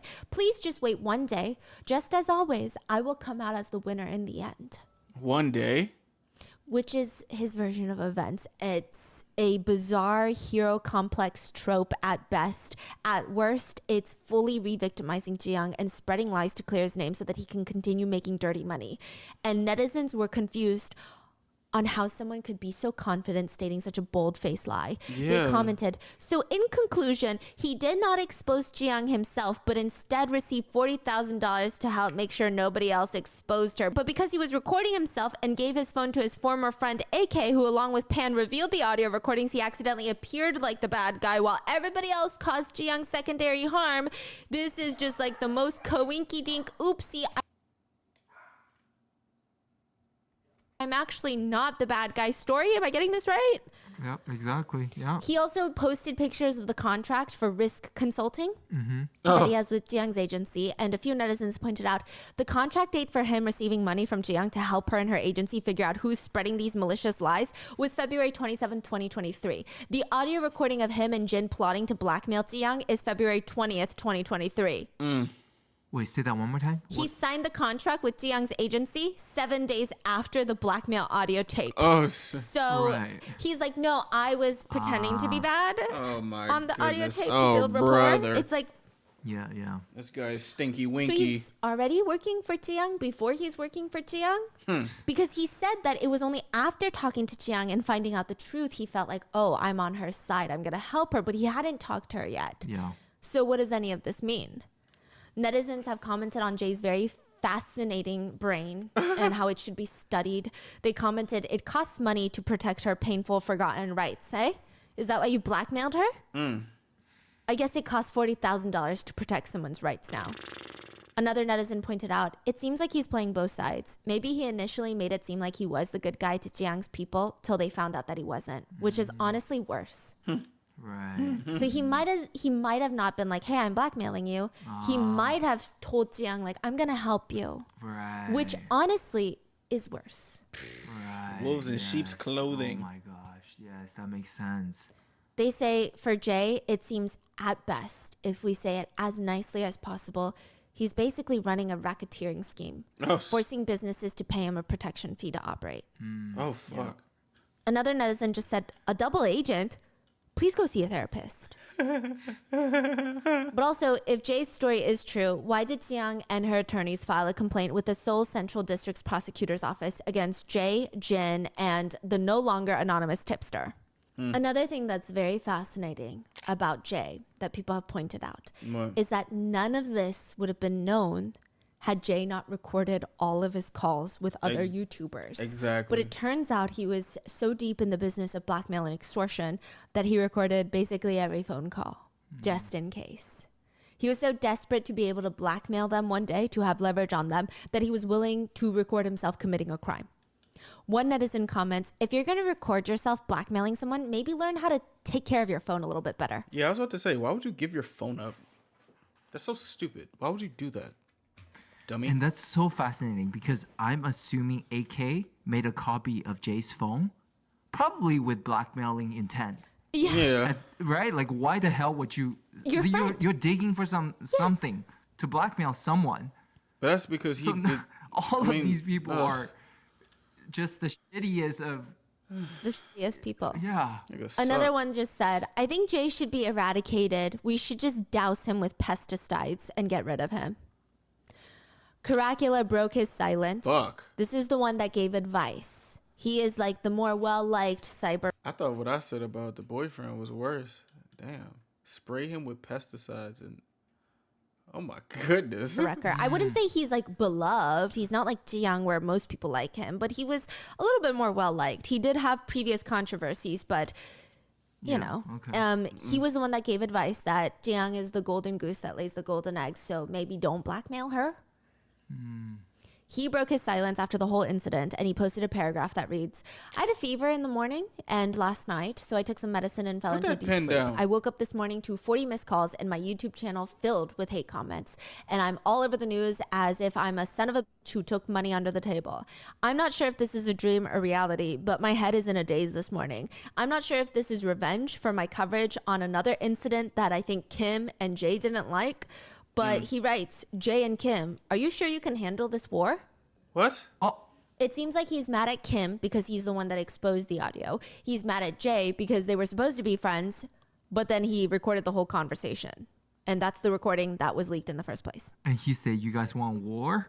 He writes, are you guys ready? You can handle this war? Are you sure? Because the person who has nothing to lose isn't as scary as the person with a lot to lose who's willing to lose it all. What? He posted a threat. I swear on my 2 sons that I've never received any dirty money. Y'all This is the only gangsta, thing I'm huh? proud of as a YouTuber. Which is like, the bar is so low. Yeah, gangsta. I'll be putting a pause on the scheduled content and quickly return with evidence proving my innocence. Please put your neutral helmets on, viewers, and wait for me. I'm not going to go down like this. For whose benefit? Then he posts a YouTube video stating that he is being slandered, accused of being a blackmailer.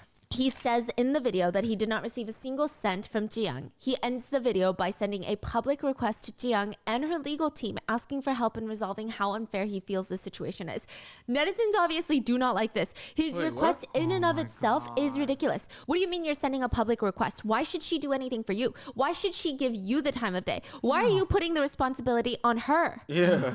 Soon afterwards, Caracula has announced his retirement in a YouTube video.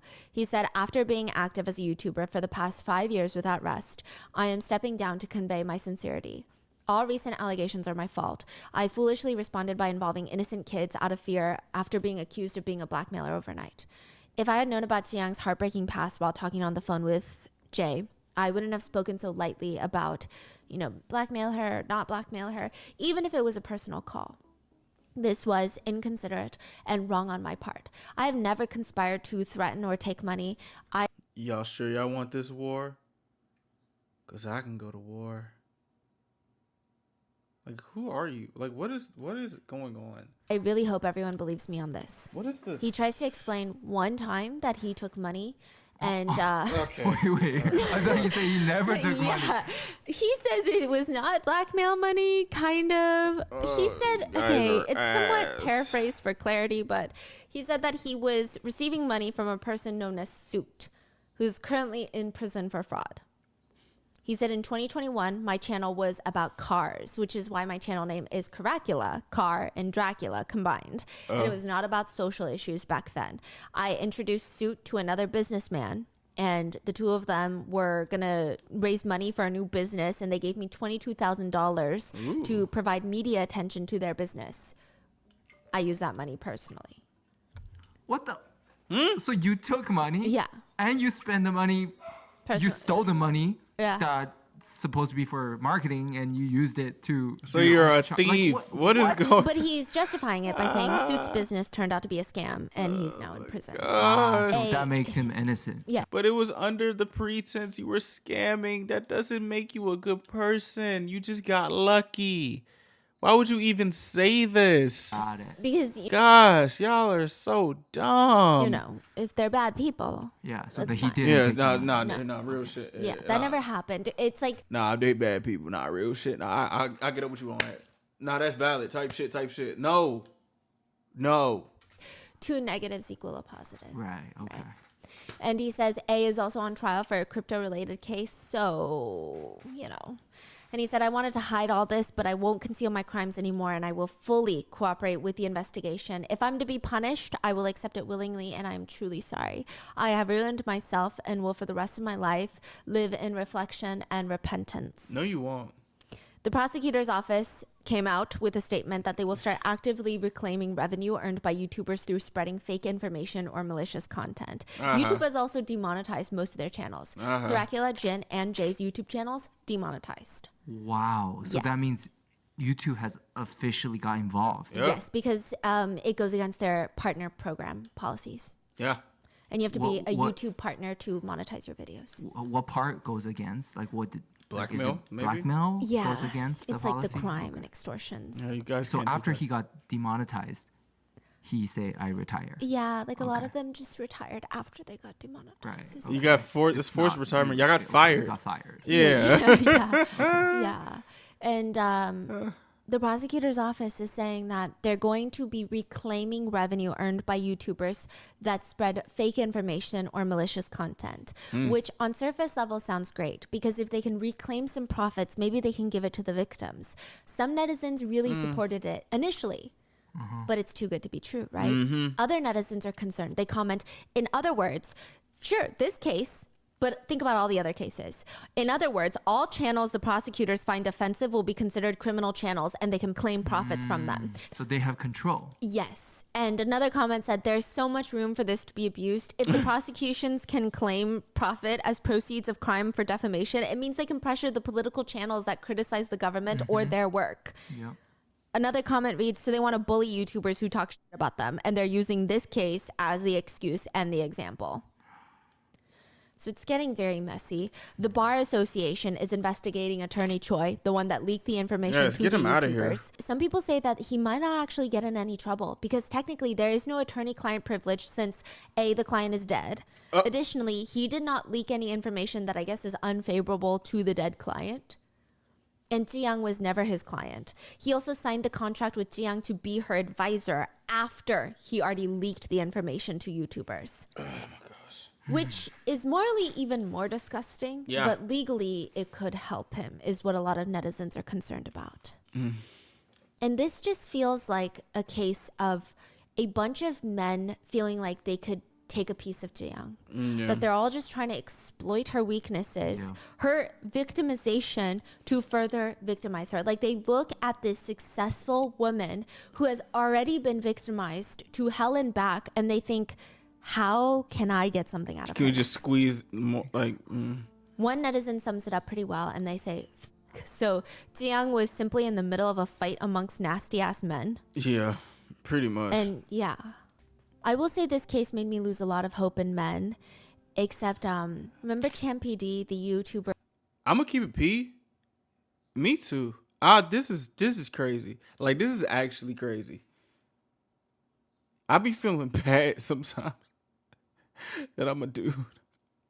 Sometimes I be feeling like shit. So I'm like, what the fuck niggas be on? Who in 2020 was talking about all the under the table ads. Mm-hmm. Well, the truth is Tzuyang did do under the table ads at the time because her boyfriend had forced her to. Yeah. Champ PD made that video where he exposed Tzuyang of doing it. And after that video was released, Tzuyang's ex-boyfriend called Champ PD in the middle of the night and stated that, yes, Tzuyang did take those ads, but I'm going to kill her and I'm going to kill myself.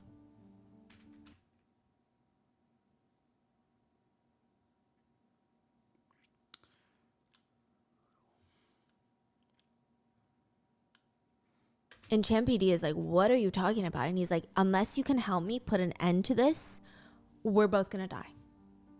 Wow. Champ PD lies on camera after that. He posts an apology video where he says that his information was wrong. And Tzuyang did not take under the table ads. He goes on a live stream with Tzuyang. And even though he wasn't wrong, it didn't matter to him because Tzuyang's life was in danger. I don't think that he knew that the ex was abusing Tzuyang to that extent, but clearly he's a very scary person if he's threatening to, self-exit with her. He just thought, I can't let her die. How do you just...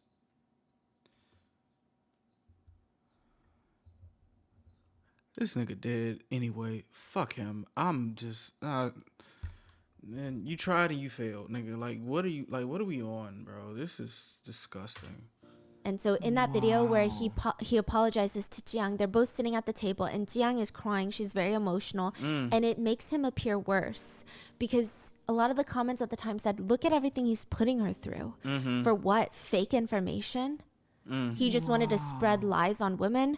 And the truth is, Tzuyang was so sorry that he was doing this for her and terrified that her boyfriend was going to kill her and emotional about the shitty situation that she was in, that she couldn't even look at him. And because when you're so guilty and you feel so bad someone is doing this for you and like basically ruining his career for her, she couldn't even look him in the eye. At one point, he bows to her, apologizing, and you see her almost shake her hands like this, like, no. Like, don't bow to me. Yeah, like, don't bow to me. Like, no, you didn't do anything wrong. But she can't say anything because her ex is threatening to kill her. He continues to apologize. And during that time, he received over 80,000 malicious hate comments. And he was physically assaulted. A viewer threw a rock at him on the street because they hate him. He was just the most disgraced YouTuber for a long period. That's Crazy. He never said anything. No. This nigga held it down. And Tzuyang was able to gain her career back after that because... Hey, first things first, though. Hey,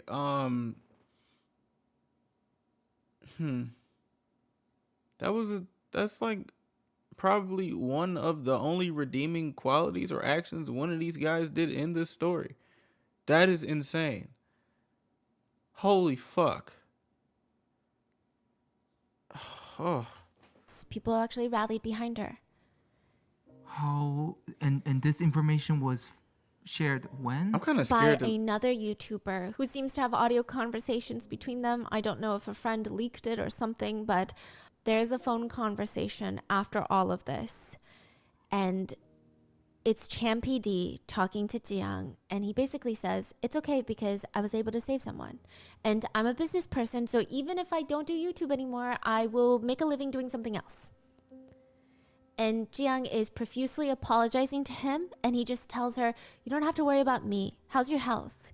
You don't have to feel guilty. It's a happy ending if you keep brightly doing your broadcast for the fans who have been waiting for you. I'm much older than you, and I have a lot more experience in society, and I can endure it. Okay. I hope you stay healthy and you spread your positive energy to others. Personally, as a fan, I would love to see you broadcast again soon. Because she keeps apologizing, and he keeps reassuring her, if you keep worrying about me and thinking about the attacks on me, everything we've done becomes meaningless. Okay? That just makes it harder for both of us.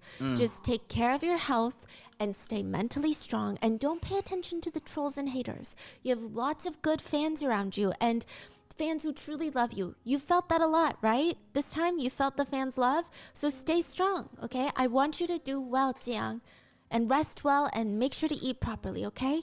Okay. Thankfully, he's getting a lot of love now. I don't think he's addressed the situation at all. He's just posting his little food review videos. And people are like, how can there be such horrendous people on the same platform as Tzuyang and Chan PD? It's crazy. It's And fucking Jiang's crazy. team, they seem like her protectors as well. They never really get the recognition because they're behind the camera, but it seems like they were the ones that gave her the strength to even get an attorney. And Jiang herself, she's a survivor. While all these other men involved, I mean, I don't know. I don't think that there are acceptable words in any language to describe what they are. To them, they see a woman's success and they can only think, how is that going to benefit me? How can I take that from her? How can I get a piece? Fuck. Back in 2021, and this makes me even more upset, a netizen even suspected that something strange was happening with Tzuyang. In 2021, they wrote in an online forum, Tzuyang seems a bit naive. I don't know, something about her videos. It feels like a bear that is doing all the work while someone rich behind the scenes is making all the money. I mean, have the people that work for her and her channel, have they ever been revealed? Like her business? Who is their manager? Does she have some sort of agency? I don't know how else to put it. It just feels like she's doing all the work and someone else is profiting. How can you The sense comments that? on that Wow, post in that's tough. 2021 were flooded with disagreeers. They Oh said, my gosh. I actually think it's the opposite. I think it's her trying to be perceived as naive. Honestly, I think she seems more calculating to me. You guys really She's a hate bit more women, of yo. a fox than a bear. I think she's really good at manipulating her viewers and making it appear that she's this innocent girl. How But do you she's see- a crazy, clever, cunning businesswoman? She's very manipulative is the feeling, not naive. Bro, I didn't even get any of this from these videos. I just thought she could eat a lot of food, and it's like every time it's a challenge to eat all this food. That's what I just thought this was. Like, please, I hope this dude ain't do nothing wrong. Matt Stoney, like him. He just eat hella food. That's what I just thought that this is what this was. I don't see no malicious nothing. Like, what? Comments, I think the OP is more naive. She's not naive. Trust. She's making money.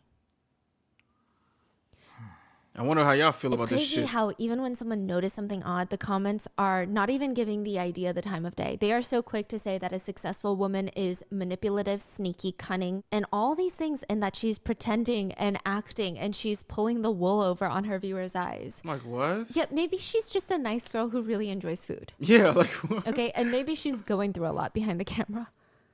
One netizen comments, and this is after the abuse was made public.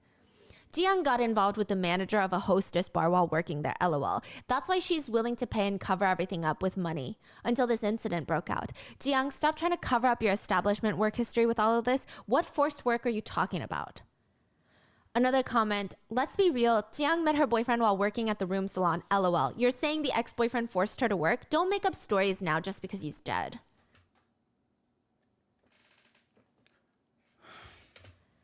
Another comment reads, honestly, this whole situation can be summed up like this. Tzuyang comes from a room salon background. She endures violence because she loves a guy and even tolerates being secretly filmed in sexual situations without pressing charges. She and the others are all birds of a feather. What? No. Another comment reads, what's so great about Tzuyang that she's allowed to destroy so many people around her? She should have behaved better from the start and none of this would have happened. What are you talking about? What are you talking? You know, I hope whoever said that shit is not a woman. What the fuck are you talking about? What are you I'm about to break my computer. Let me just, because we got another video after this too. Another comment reads, I find everyone hard to believe. Jay, because of his past controversial behavior, but even Tzuyang. I wonder if we can truly trust her just because what? A few tears and a few pieces of evidence? Another one reads, if you look at this closely, Tzuyang was blackmailed about her past, but instead of reporting it, she gave money. It's clear there's probably something bigger she wants covered up. Or maybe because she's scared? There's a whole grown man threatening to kill her. Not only to her, to other people. He's literally abusing her in front of a team of people. And if they try to stop, he threatens them and their families. What are you talking about? I just don't y'all are fucking stupid. Her ex self-exited, so if Tzuyang says she's the victim, then the story is she's the victim. To me, they all just seem like the same kind of people. How? One comment from Tzuyang's video reads, from now on, we ban your I'm sorry. Those who should apologize are walking around with their heads held high. And why is the victim apologizing? Let's stop doing that. So I would say that most people are supporting Tzuyang and they're rallying around her. And we don't know if she's going to come back soon or later with her regular content, but I hope she's good, bro. Take as much time as you need, because this is great. The very complicated case of Tzuyang. I did see some coverage of the case in English, and I do think that the biggest element of the case, obviously, is Tzuyang's story and her abuse. But I think even the re-victimization of the blackmail and just the series of people, because her ex-boyfriend, I'm so sorry to say this, is dead. And I think that that can give closure so that he can no longer hurt more victims and victimize other people and continue to victimize Tzuyang. Whereas these YouTubers, they're very much around and they can victimize more people. Yeah. They can continue doing these deeds. And I think that they have influence. People will listen. Yeah. And they have money, it seems. So I do think that Except is for the something other that one. needs to be talked about. It's not just her ex-boyfriend. It is a series of really bad people that took advantage of Tzuyang. What are your thoughts on this case? Did you know that it went this deep and this dark? Let me know in the comments. I'm sorry if it got a little bit confusing. It's all good. Stay safe. I will see you in the next one. Yeah, I'm not even gonna lie. Before we get to the second one, I just want to be like, bro, like at the end of the day, bro, shit like this be making me feel bad for women, son. Like, y'all go through real deal shit. I know I say this every time, but at the same time, it's like, bro, it's reinforcing that y'all go through real deal shit. That ex-boyfriend, I hope he rests in piss. Remember I told you about that TV, bitch? I ain't forget about that shit. Channel 12, motherfucker. But still, like, I hope Tzuyang, I hope she's doing well. You know, this is the video, like, this video is called the final explanation video. So we're going to watch that, and then we're just going to call it a day. But at the same time, I feel so bad because I never would even guessed that it would be this dark. You know? I never would have guessed. My heart goes out to her for this. And I just hope she takes care of herself. Ah, jeez. Shut up. All right, this is the final explanation video from Tzuyang herself.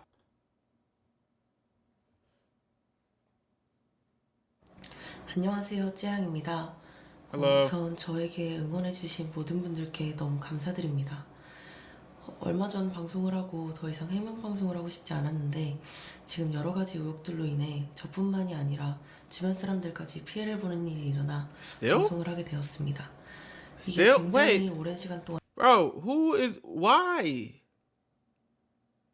Why are people still on your ass? Like, why, bro? 일어난 일이고 복잡한 부분도 많기도 하고 또 저 스스로도 감추고 싶었던 이야기들이기 때문에 자세하게는 말씀드릴 수 없었는데 많은 고민 끝에 최대한 말씀드리도록 하겠습니다.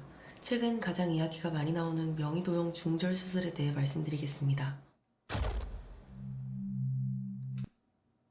Identity theft, abortion surgery. Huh? Oh shit. 쯔양, 박정원 씨, 이동현 누나 이 두 분은 명의도용 수술 하나의 생명과 관련된 굉장히 큰 수술이었습니다. 하나의 생명과 관련된. 쯔양이 그 수술을 했다라고 말씀을 하시거든요. 그거는 뭐 당연히 본인 이름으로 수술이 이루어졌으니까 그걸 아실 수밖에 없지 않습니까? 아니요, 모릅니다. 본인 이름으로 했는데도요. 그렇게, 근데 대표님, 네. 이 저랑 하는 인터뷰를 또 오늘 방송이나 이런 데 쓰실 건가요? 네. 그렇다면 저는 답변 드리지 않겠습니다. 그러면 제가 안 하겠다라고 약속을 하면 말씀드릴까요? Nigga, what? Huh? 말씀해 주실래요?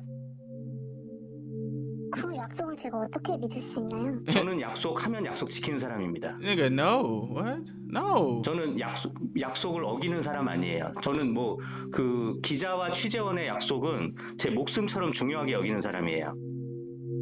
저랑 약속하시면 제가 그 약속 무조건 Man, I don't 지킵니다. trust this nigga. No, no, no. Don't trust nobody. No. Fuck your promise. 그러면 관련된 내용은 방송을 하지 말아주세요. Oh, okay. 20년도인데 20년도 4월이에요. 제가 봤는데. 아, 그래요? 없어요, 저희 쪽에는. 그 건강보험공단 쪽에서 알아보려고 하니까 최근 1년까지밖에 안 나오는 거예요. 네네. 그래서 연말정산 자료 보면은 내가 병원비를 어디에다 썼는지 쫙 나오잖아요. 네네네. 그거를 봤는데 20년도에 특별히 산부인과가 제가 다니던 산부인과 그거 외에는 산부인과가 안 나오던데. 제가 중절 수술을 했던 걸 미리 밝힐 수 없던 이유는 처음 라이브 때 밝혔던 성폭행 사건과 관련이 있기 때문입니다. 제 입으로는 말씀드리기가 어려웠고 그거는 지금도 마찬가지입니다. I can understand that. I can literally understand that. Bro, I'm gonna be honest, bro. I'm so glad this nigga's in the dirt, son. I ain't never felt more relieved for somebody in my life. Whew. This nigga is having a dirt nap, and I hope it's uncomfortable. Fuck. Transcript. Oh no. Oh my gosh. Hey, fuck. Okay, y'all, this is a major trigger warning. Fuck. Hey,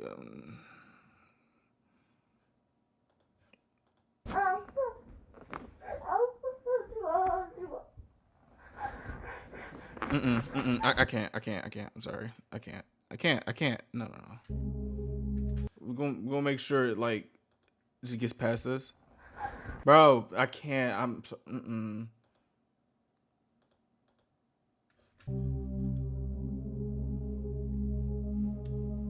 Bro, oh my goodness.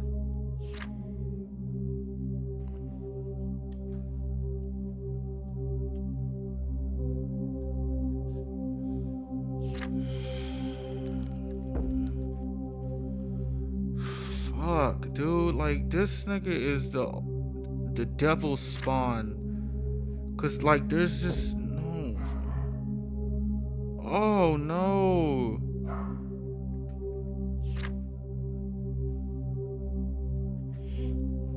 Oh, something in me just wishes that this nigga failed this attempt to take his own life and they catch him and they castrate him and just have a crater in his pants. He looking like a Ken doll. Like I don't come cuz. Oh. And how can you just say this, bro?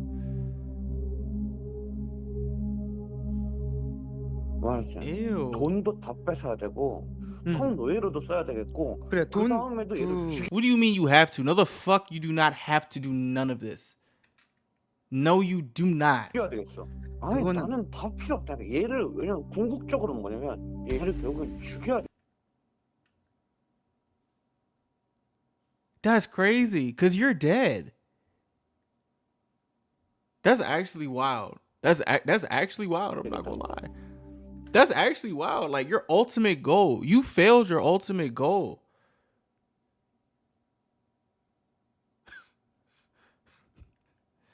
Let me stop. I actually want to stop because I don't want to just like laugh at people's deaths. But this is just disgusting. I'm a chill out. I 그리고 can't. 지가 강간당했다고 진술하러 가야 되는데 그 지문을 지가 파는데 그거 하겠어요? 어떻게 쑤셨느냐, 어떻게 손가락으로 어떻게 했냐, 그때 무슨 말을 했냐, 지입을 다 얘기해야 되는데. 이 녹취록 말고도 심지어 헤어진 상태에서도 강제로 당했던 것은 몇 년간 수도 없이 많았습니다. 그래서 원치 않는 임신을 했었고 그로 인해 병원에서 수술을 하게 되었습니다. 명의를 도용했을 수도 있다는 부분에 대해서는 이번에 처음 알게 됐습니다. 전 대표가 알아본 광주에 있는 병원으로 제가 기억을 하고요. 저보고는 이제 모자와 마스크를 둘러쓰고 목소리가 들킬 수 있다며 한마디도 하지 말라고 지시했습니다. 의자에 앉아서 고개를 푹 숙이고 있던 중 전 대표가 들어가라고 해서 수술실로 들어갔고 당시 너무 무서웠던 기억이 있습니다. 가로세로 연구소의 방송을 본 전 대표 누나분께서 명의도용은 본인도 들은 얘기라 확실치 않아 확인해본 결과 기록이 없다고 먼저 연락이 왔습니다. 이후 재차 확인을 요청드렸고 다시 한번 기록이 없다는 답변을 받았습니다. 수사를 통해서 명의도용이 확인된다면 제가 몰랐더라도 명백히 법을 어긴 거기 때문에 그에 따른 처벌은 달게 받겠습니다. Bro, what, son? Like, cuz this is I don't even know what this shit says right now, but what the fuck do you mean her ex-boyfriend? Bro, don't fucking piss me the fuck off, cuz like what the fuck is wrong with people?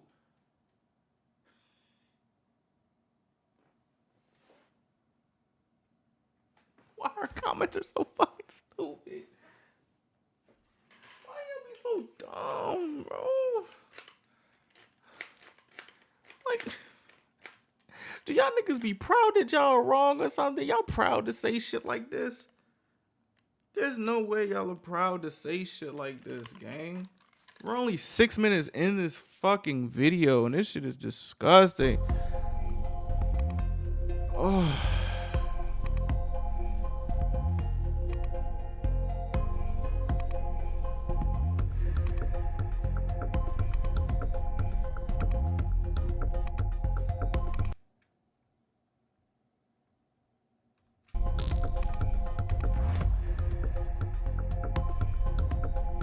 쯔양이 피해자 코스프레 하면서 제가 Fuck. Y'all niggas real live like this shit is not cool. Like you go on camera to say shit like this and you turn out this shit is like you like what 뭐가 화가 났냐? And you say you've been getting threatened by your boyfriend for 4 years? Then why didn't you think about breaking up? Hey, goofy ass. Hey, Slum. Hey, she even got people in English talking about this. What do you mean? Why? I'm just not. I'm gonna mind my business because I don't know if you're a woman or not. I'm not gonna be in women's business again. So we just gonna get past this. We swiping past this. Swipe left. Swipe left. Swipe left. What kind of stupid person would sell their body just because their boyfriend ordered it? Swipe left. 가로세로 연구소와 함께 쯔양 이슈 함께. You're having fun with this? You're dead ass having fun with this. You're finding joy in this. 재밌게 파보길 바라겠습니다. 재미난 거 너무 많아요. 재미난 거 너무 많아요. This shit's not fun.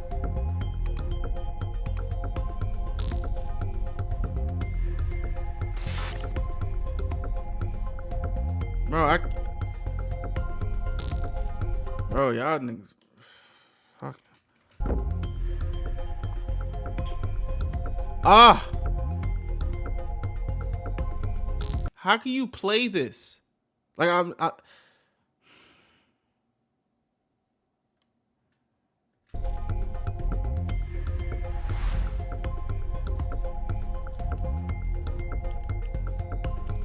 niggas give me hot. 제가 첫 번째 라이브 방송에 폭행 녹취 파일을 이미 올려서 다시는 언급하고 싶지 않았지만 일부에선 피해 사실이 그거밖에 없는데 모든 게 거짓이고 피해자 코스프레 하는 거 아니냐는 말을 정말 많이 들었습니다.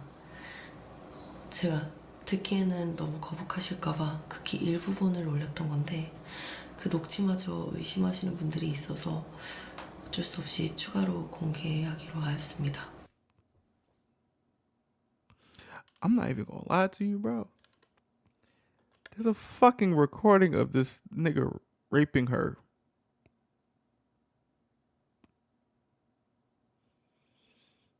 Like, there's a recording of him deadass assaulting her and just doing everything on recording, and there's people really being like, oh, playing the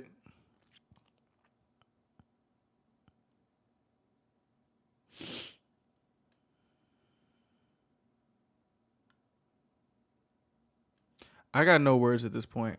I don't know if we passed 3 hours already. I just got no words at this point.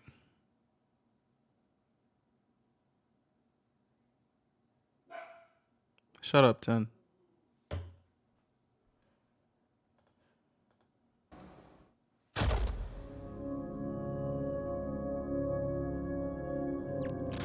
I'm not gonna lie, these effects are killing me. 있기 때문에 앞으로 네가 기억 원하면 갖다가 그냥 무조건 하고 그냥 내가 얘기 안 한 거고 내 잘못한 거는 거 아니야.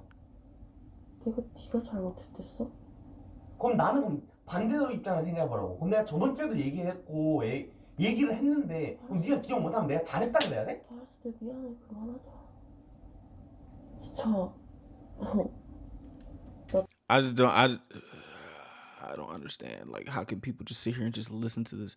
Like, what I'm just getting at with this is just like, bro, like the silence and the pauses and then like the impact sound. It's like, dog, this isn't fake. This isn't fake.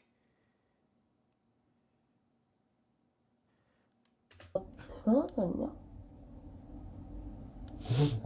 네가 처음에 네가 때렸을 때 얼마나 덜덜 떨었는데 네가 얼마나 많이 쳐 때리면은 내가 이렇게 맞고서도 네한테 이렇게 바락바락한 줄.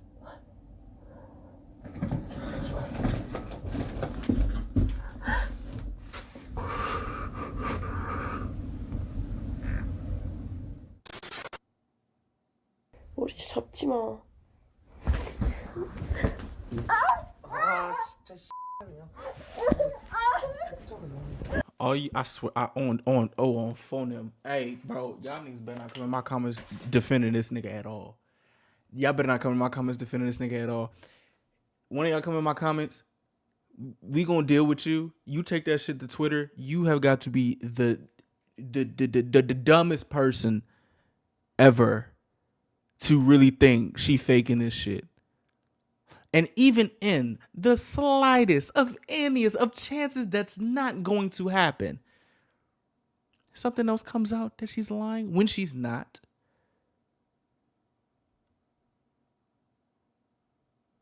I'm not even gonna give you the satisfaction of nothing because there's nothing that's gonna come out about her lying. Okay? There's no way you could just sit here, listen to this, and just get the comment that you get. You know, like you just don't do this unless you're doing this for just straight malicious intent. There's no way. There's no way you see something like this. We're only in 8 minutes. We haven't reached 10 minutes of the 43-minute video. We just saw 2 hours of this shit. And there's people still talking about how she just faking. We're literally, I know a lot of y'all probably heard the video of the sexual assault. I can't bear to listen to that. And I don't want to put that like on camera. It's just like, bro, this is a lot. Even if there's trigger warnings. This nigga, I saw a comment that said the boyfriend is a victim. Victim of what? Victim of what? He is a predator. At the most predacious degree. You're talking like, what are you talking like? No, you're just no.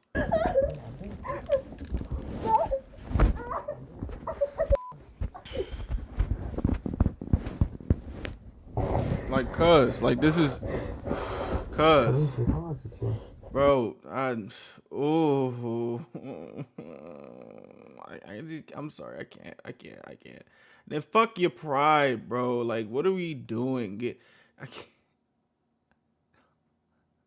Bro, it's just so many fucking things that y'all niggas are just talking out your ass.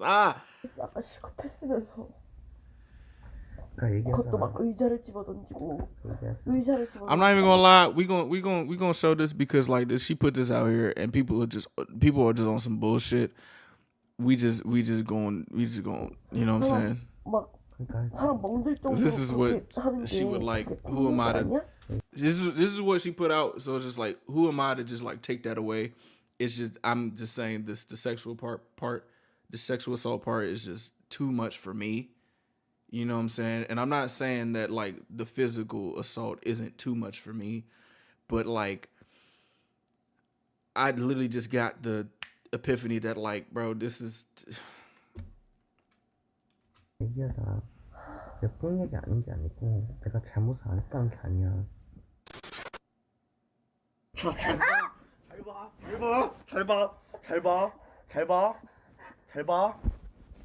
봐. 응? 잘 봐. 잘 보라고. Hey, I feel like they should dig up his body and use it as like a like target practice. You know what I'm saying? Like I saw something on Twitter about this white lady calling like black men bullet bags, and I just had an idea. You know how like I've never really seen a bullet bag before, but I guess there's like weight in it or something. Like, you know, he's not really a respectable person. You know? Like, you know, just like maybe in an alternate universe, like niggas can dig his body up. Lord, please forgive me. I'm just crashing out right now, but somebody could just put him in a bullet bag and just use that as a weight and just do that. You know what I'm saying? Like, maybe. 잘 보라고. 이거 걸고 넘어져야. And honestly, I do apologize if this makes me seem like a very malicious person, but it gets to a point. It gets to a point, you know. It gets to a point. And this is far past that point. 내 끝까지 들어. 알았지, 내가 잘. 정신 차리고 들어. 내가 미안해. 지금 너나 지금 그냥 너랑 나 죽는 거야. 아니야 너랑 나 죽는 거야. 아가리 닥치고 들어. 알았어? 들으라고. 들으라고. 내가 미안해. 아 씨발 들어. 들으라고. 알았어, 내가 잘못했어. 아 들어. 왜 그래? 아니, 아프다. 아파? 아 잠깐만 손 줘봐.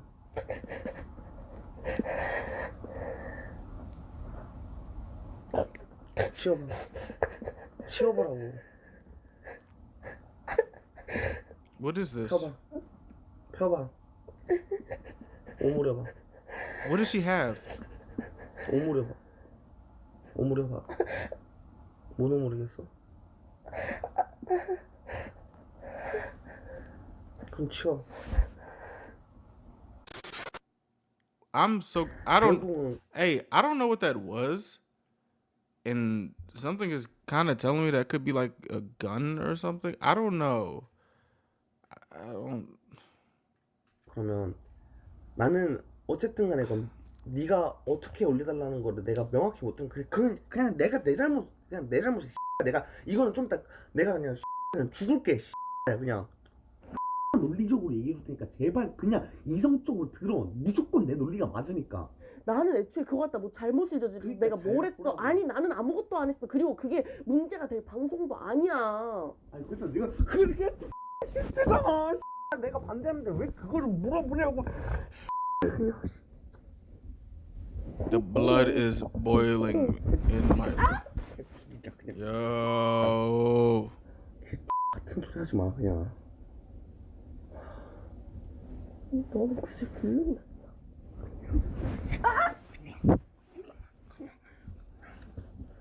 I don't want to hear nobody talk about like she shouldn't have talked back.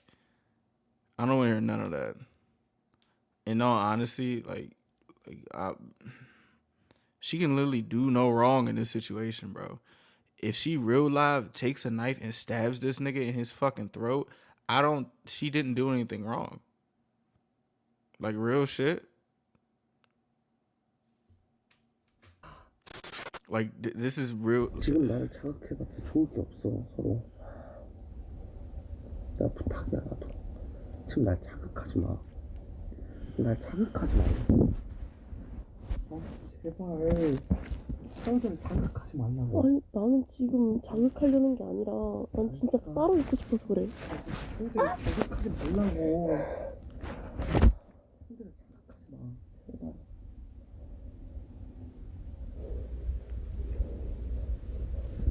제가 일어나.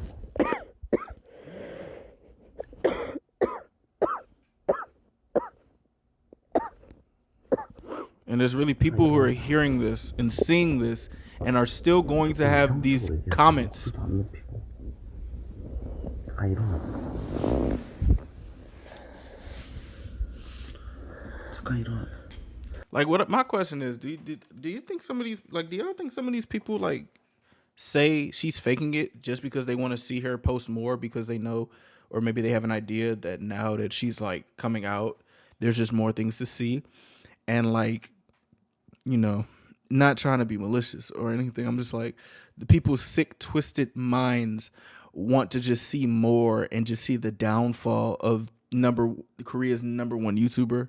Like there's something like that in their mind. Like they want to watch a train wreck. So they're just provoking her and saying these things. Cause I honestly don't think anybody has the mental capability of seeing shit like this and coming to the conclusion of that she's faking it. Like this is like past trolling at this point. 뭔 줄 알았어? 제가 일어나. 일어나봐.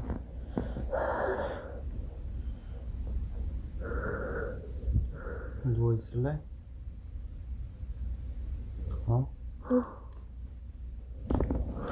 미안해. Bro, she 나 has six. 방송하고 싶은데 사는 거 방송하고 싶은데 거기서 방송하는 게 될까 안 될까 이거 물어보는 게 잘못이라고. 그게 잘못이라고. 그게 명치를 맞고 니한테 갈비뼈를 맞아가지고 이렇게 맞을 정도의 잘못이라고. 진짜 안 아파? I hope she don't feel the need to talk about this ever again. Like this is the actual final explanation video, cause this is nah, bro. 안 아프겠어. 괜찮아? 방송하는 내내 아팠는데. 맞아, 지금 너 때릴 데가 없어갖고 What? 좀 다칠까봐 좀 무서워서 Shut up. 너무 What? 화나서 때리려다가도 좀 시켜서 좀 힘 조절을 하게 되거든. 너무 많이 아팠겠다. What? The fuck?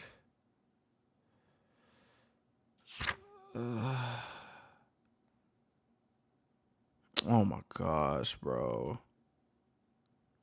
This nigga found this shit? Like, come on.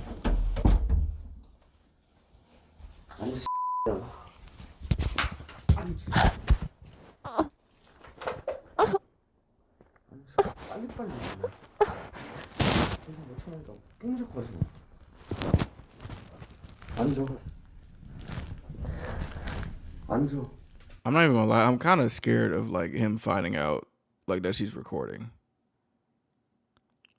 You know, honestly, I do applaud her for surviving through this. Yeah, I just feel so bad, bro. 좀 그런데 맛있네. 그래? 어? 때린다.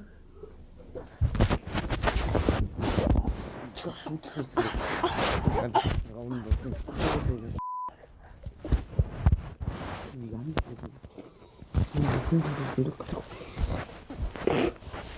Cuz 말 듣고 하지 마. 알았어? 어? 알았어? 눈 똑바로 와. 알았어? 알았어? 대답해. 알았어? 어? 대답해. 똑바로 쳐 앉아. 똑바로 쳐 앉아.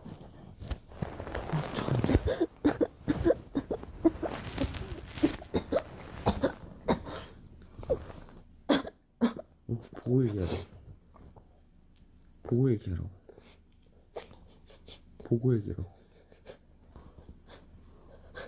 보고 얘기하라. Bro, I can't hear this. I'm not even gonna lie.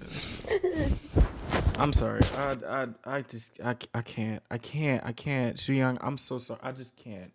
It's like real life. Like I can't. It's, girl, I believe you, girl, and I don't want nobody to even like say nothing against that.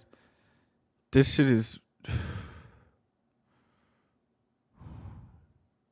Oh, it makes me so mad, bro. I just.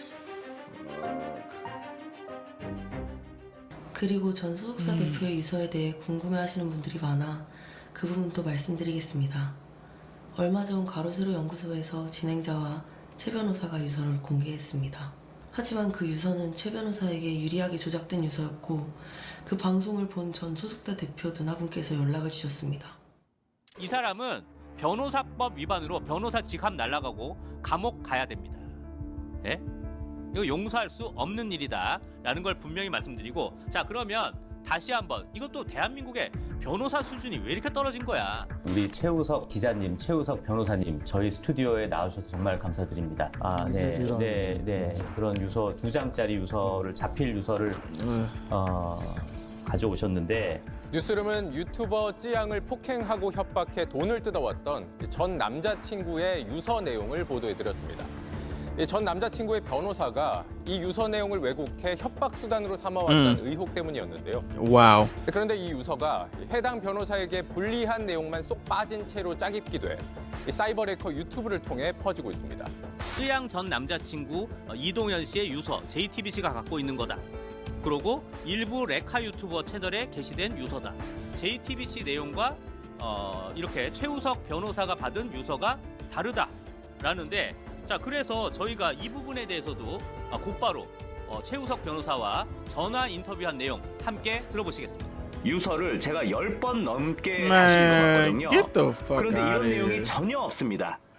이 부분에 대해서 어떻게 생각하시나요? 딱 하나만 말씀드리면 유서는 저만 가지고 있습니다. JTBC 유서 조작까지, 이거 정말 큰 문제가 아닐까 생각되는데 어떻게 보시나요? 사실 JTBC는 어떤 의도인지 모르겠는데 저에게 최근 들어서 악의적인 취재를 계속 하고 있습니다. 사실 이 JTBC도 보니까 이 쯔양을 그 아는 형님이라는 프로그램에 출연시켰을 정도로 굉장히 좀 가까운 관계로 보이는데, 참 이 부분에 대해서도 앞으로 좀 시간이 되면 저희는 또 더 철저한 이 사법 당국에 좀 수사가 필요할 걸로 보입니다. 경찰로부터 유서를 전달받았던 이 씨 유족은 JTBC가 보도한 유서가 원본이라며 오늘 일부 유튜브 채널에 퍼진 유서는 짜깁기된 왜곡본이라고 밝혔습니다.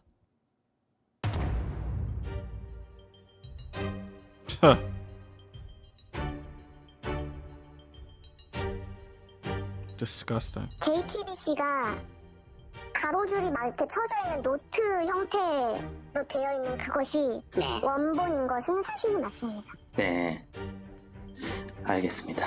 저희는 굉장히 쯔양 측과 어떠한 거래가 있었던 건 아닌지 굉장한 의심이 든다라는 점을 분명히 말씀드립니다.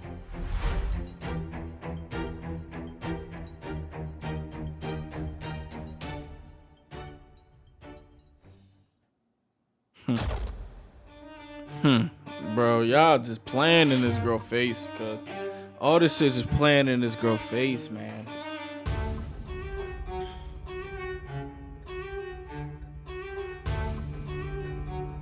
쯔양 탈세 정황 진위 밝혀달라 국세청에 민원이 접수됐습니다. 실제로 이 전문가분이 이와 같이 세밀하게 엑셀 조사까지 하셨습니다. 5,491만 원의 탈세를 한 걸로 추정된다. 아, 네네, 변호사님. 아까 그거 때문에 이제 말씀을 드리면요. 첫 번째로다가 그 수익 배분 합의서라는 거 있잖아요. 방금 내용 말씀드렸던 거. 유튜브랑 이거는 제외한다. 요거 보니까 도장 날인된 게 두 부 다 저한테 있어요. 아, 두부 다. 예. 되겠네. 두 부 다 저한테 있고, 얘가 이런 거 문서를 안 챙기다 보니까 이제 제가 행정 모든 걸 다 하다 보니까 제가 다 이렇게 따로따로 이제 보관을 해놓거든요. 파쇄해야 되겠다, 그러면. 예, 이거 파쇄해버리면 될 것 같고, 우리가 지금 노리는 거는 수익 배분 합의서 저거를 21년도 것도 다 빼서 오기 위해서 저거를 우리 없다고 없는 문서다라고 해야 되는데, 그러면 갖다가 너네 수익 배분을 갖다 21년도에 그럼 40%를 줘야 되는데 왜 30%를 줬어? 라고 이쪽에서다가 그럼 논리로다가 그걸 나오면 갖다가 얘네는 그러면서 사실은 요거 21년도는 줄 필요가 없다, 요런 문서가 있었다 라고 주장을 해버리면은, 그런데 그 주장을 해도 그 문서가 있었다라는 거 주장만 가지고 안 되거든요. 중요한 거는 이제 그 우리가 이렇게 준 얘기를 갖다가 스토리를 만들어야 돼요. Why y'all playing in this girl face? 나오는 건 아니겠지만은 요 그렇게 배분할 수밖에 없었던 세법적인 문제나 이런 부분을 좀 얘기를 하고, 그럼 상대방은 그거는 그렇게 합의했다고 문서가 있다 그러면은 아 무슨 그런 거 안 했다 우리는 부인하고 문서 없애버리고 부인해버리고.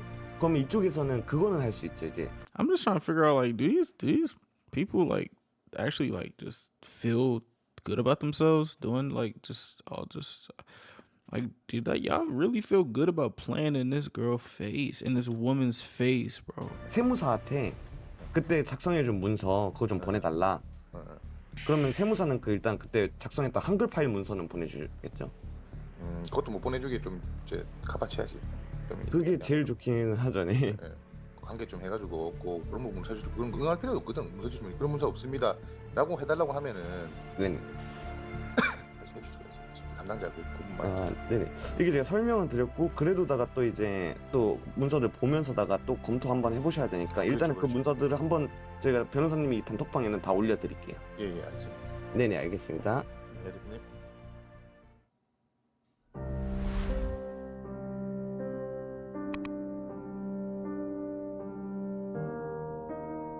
I just don't like any of this gang. Like, this is crazy.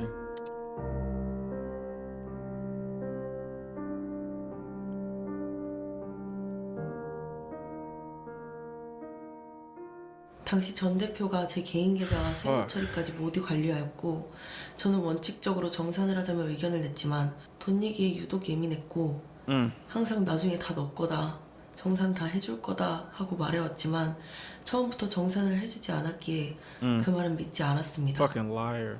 전 대표가 세금 내는 것을 아까워했고 정산을 해주지 않아서 세무조사 때 그에 대한 탈세 의혹이 있었습니다.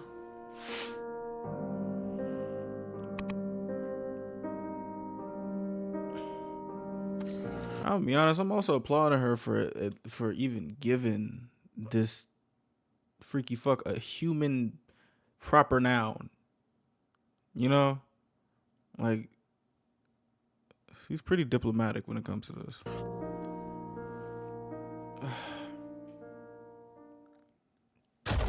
Niggas really just fucked her whole life up.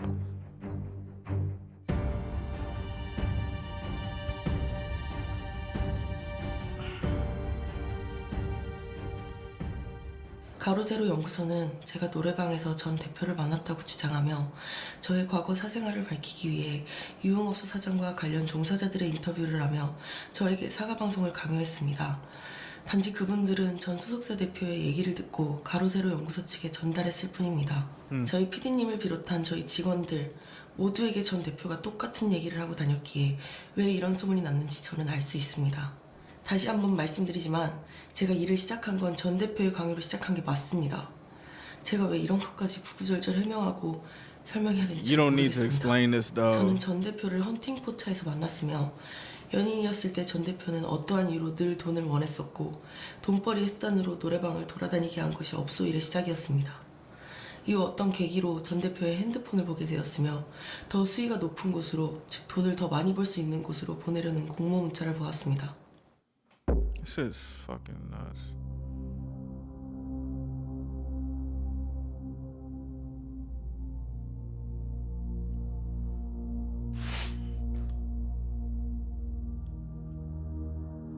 It's a fucking fly in here. Oh my gosh.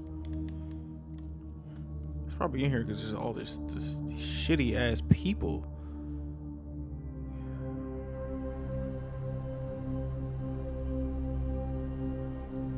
그리고 제가 처음 방송할 때 이제 벌었던 돈은 전부 가져갔어요.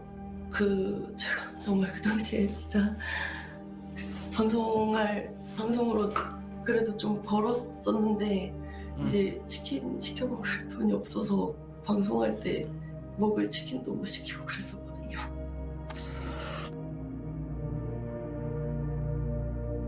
Bro, oh my goodness. What the fuck? Ugh. Oh. 그렇게 사이 좋다가도 폭행과 협박에 매번 시달려왔고 2022년도에 제가 회사 수익을 전부 주겠다며 애원하고 겨우 헤어졌지만 수익과 더불어 성적인 것을 요구했습니다.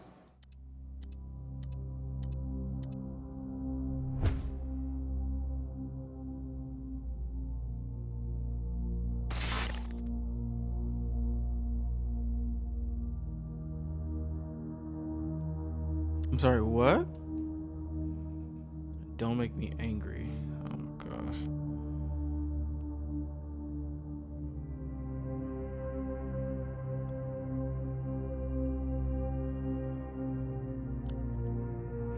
What?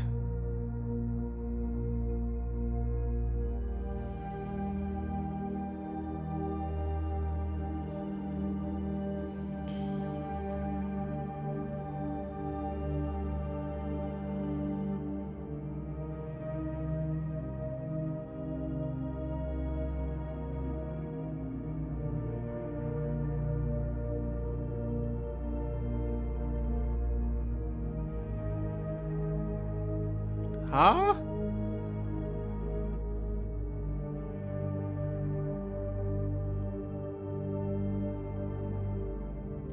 Bro, I just don't understand how can you talk to people like this.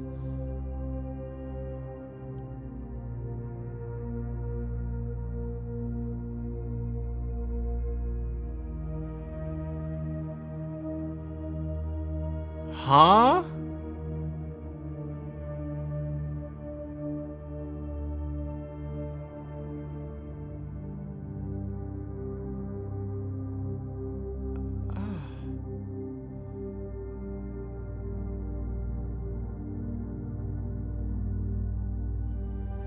Nigga, what?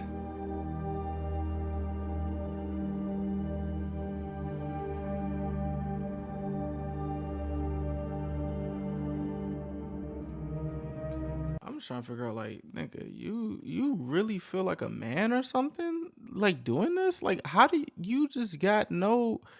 It's just. I never thought I would like see the scum of the earth just like interacting.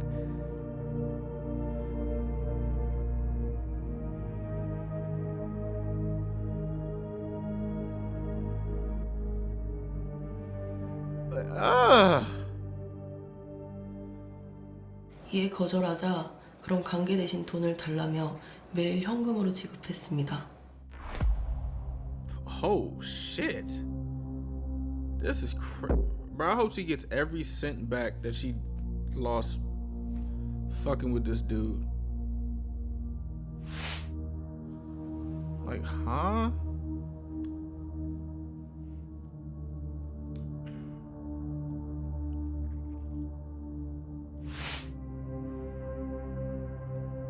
All right, bro.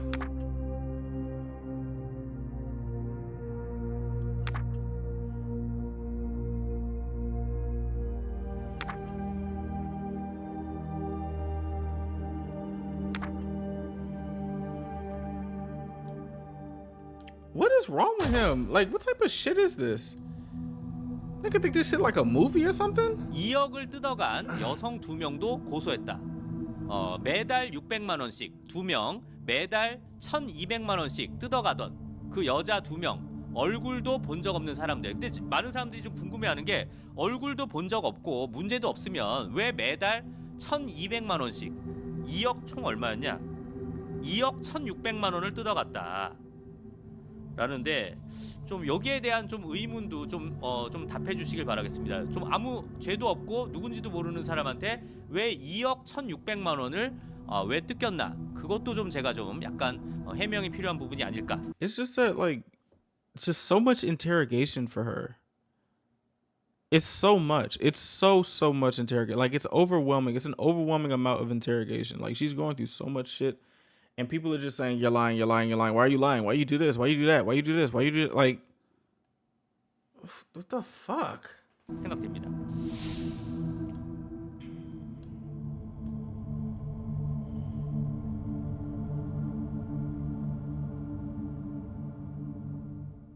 우리가 들었지?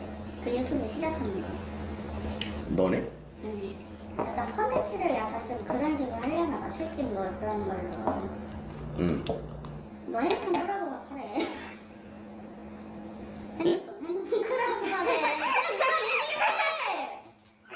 내 핸드폰? 지금 그 대표가 그 가로세로 연구에 꽂혔어. 그렇게 하는 거. 그러니까 걔는 좀 약간 좀 남을 이렇게 까는 걸 좋아해가지고 그런 거를 있냐? 그런 게 있냐? 이래서 우리는 생각을 해본 거지. 그거 한 개 하고 너는 그 다음에 뭐 어떤 게 있는데? 그 얘기했잖아. 물에 대해서 얘기를 하고 먼저 그렇게 한 사람의 경험을 끌어들일 생각이었어. 하다못해 뭐 솔직히 해서 너가 뭐 양아치라고 하는데 수련시키고 수련 중이야. 걔가 뭐 솔직히 지금 인생 밑바닥이라고 자기도 다닌다고. 여기는 완전 개박살 났지. 개박살났지. 얘가 방송을 안 하게 한다는 조건으로 그냥 계약금 얘가 받을 수 있었던 금액을 그냥 정액을 준다든지. 너네가 그럼 계약금 얼마를 Like, why? What? Like, she did nothing to deserve any of this shit. 보면은 못 돌아가고 그냥 우리는 그냥 끝나는 거야. 3억? 그렇게 가세요. 제2의 가세요. 만들려고 하는 그걸로 일단. I'm just trying to figure out how do people just get off on just taking advantage of somebody? Like, I just no humanity. 대표는 너와 관련된 거니 너가 알아서 처리하라고 했고 저는 만날 자신이 도저히 없었는데 감사하게도 문 PD님이 나가주셨습니다. 그들이 원하는 타 유튜브 방송 계약금 2억을 저 대신 PD님이 주는 조건으로 폭로하지 않는다는 약속을 받고 저의 돈으로 매달 2명에게 600만 원씩 지급하기로 한 것입니다. 동현이를 아니까 어찌됐든 뭐 동생이랑 연락이 돼가지고 그때도 와가지고 지금 와서 얘기를 한 거예요. 아 뭐가 있을까 저희가 솔직히 얘기해서 생각을 해보다가 네 그게 나온 거죠. 저희가 방송에 나가서 떳떳하게 솔직히 술집을 다녀서 뭐 이런 거를 얘기하는 것 자체가 저희 입장에서도 굉장히 한 욕먹을 저희도 욕먹잖아요. 그래서 바로 생각을 연구소 엄청 욕먹잖아요. 그것도 그래서 고민을 하다가 동현이를 찾아와서 얘기를 하게 된 상황이죠. 좀 그래도 친한 사이였나 보네요. 그 동현이랑 친한 사이였고 정원이랑은 그냥 가게에서 말로만 왔다 갔다 뭐 가게에서 어딜 만났다 뭐 이런 건데 동현이한테는 저희가 그런 얘기를 거기서 안 하기로 할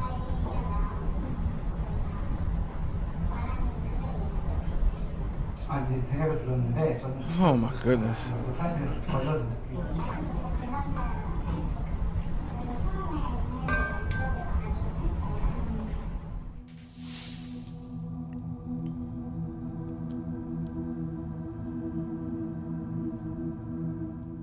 I just hope everything turns around in her favor, because this is diabolically disgusting.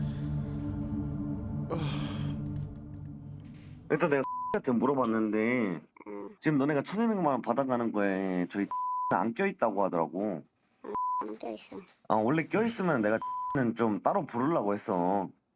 그래서 내가 너가 받았던 돈 얼마냐 해서 너가 막 언니들한테 다시 뱉어내라고 해서 Her 널 responses, 빼주겠다라고 bro. 하려 그랬어. 작가하던 애를 내가 데리고 오고 내가 미안하고 막 이런 게 많았거든. 그래서 그 돈이 너네 But her responses are really breaking me, bro. It's like she's just lifeless. I can't. It's just 한테 내가 채권이 들고 있는 거고 그때 PD를 한 번 더 보냈던 게 나랑 너네랑 만났던 게 녹취가 좀 부족해가지고 PD가 너네 만나서 무릎도 꿇고 이런 게 CCTV에서 잡고 너네가 협박 혐의가 제대로 걸리게 검사랑 같이 얘기한 거라고 그때. 최근에 한 번 더 전화해서 돈을 한 번에 더 보내주면 안 되냐, 이것도 지속적 협박으로다가 추가 금액 요구로다가 이미 걸려 있다고. 그러니까 너네가 이미 그거라고 검사에서 수사를 하고 있는 대상이라고. 그건 됐고, 그걸 얘기를 해봐. 뭐, 우리가 뭐 나가가지고 that's not 그 okay. 얘기를 That's not her. 하라고 I was about to 그게 say 뭔 what? 말이야? 근데 결국에는 내가 이 회사에서 지금 I 추출 got a little 당하긴 confused. Sorry. 생겼거든. 왜? 그냥 끝났어. 서로다가 사업적으로 안 맞고, 그다음에 이 사회에서다가도 내가 지분이 조금 모자라고. 그치, 네가 근데 그 지분은 계속 평생 갖고 있는 쳐 묻지 마. Calm down, bitch. 이사회에다가 이사회에다가 했을 때 내 지분이 모자라서 결정권이 부족하다고 내가 이사 해임된다고 나. 하는 하지 마. 상황파악 너도 안 되는구나. 황팡 너도 하는데 이동현아. 하는 건 너고 들어. 너도 들어. 어찌됐든 니도 그 회사에 협박하려고 우리를 장기말로 준다는 거잖아. 맞아 안 맞아? 팩트야 아니야? 나는 아직 협박 안 했는데? 지금 이렇게 하는 게 협박이야.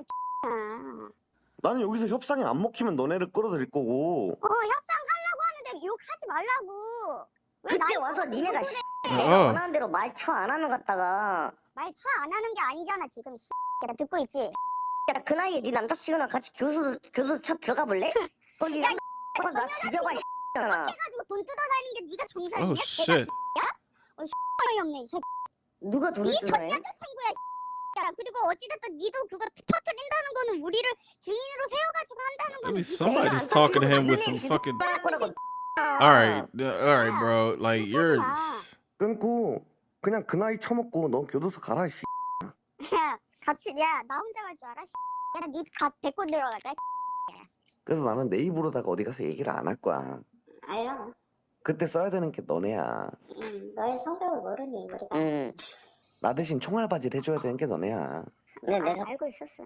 내가 필요할 때 너랑 나와서 나 대신 그래 그 사실 적시든 허위 적시든 뭔가에 대해서 비방하기 위해서 깎아내리기 위해서 피해를 주기 위해서 말하는 거를 나 대신 너희가 해.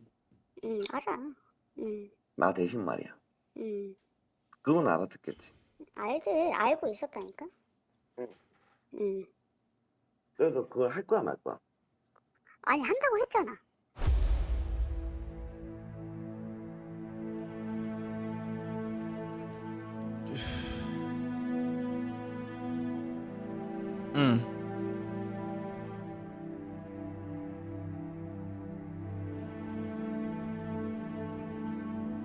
Like they just kept going and going.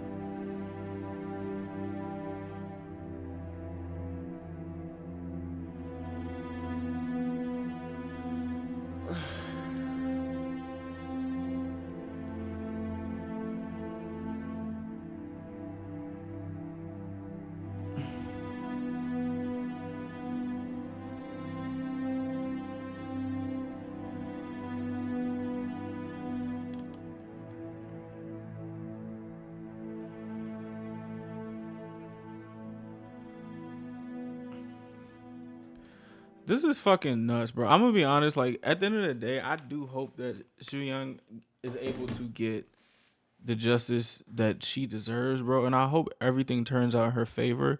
At the end of the day, it's just like the constant going and just like beating her down when it's like back to back to back to back to back. Y'all really sucking this grown woman's success dry. Like, that's disgusting. Fuck everybody in this web of bullshit that caused harm to her. Because this is, like, you are literally a part of this whole web. What do you guys think? I feel like that's a crazy thing to ask all the way at the end of this, but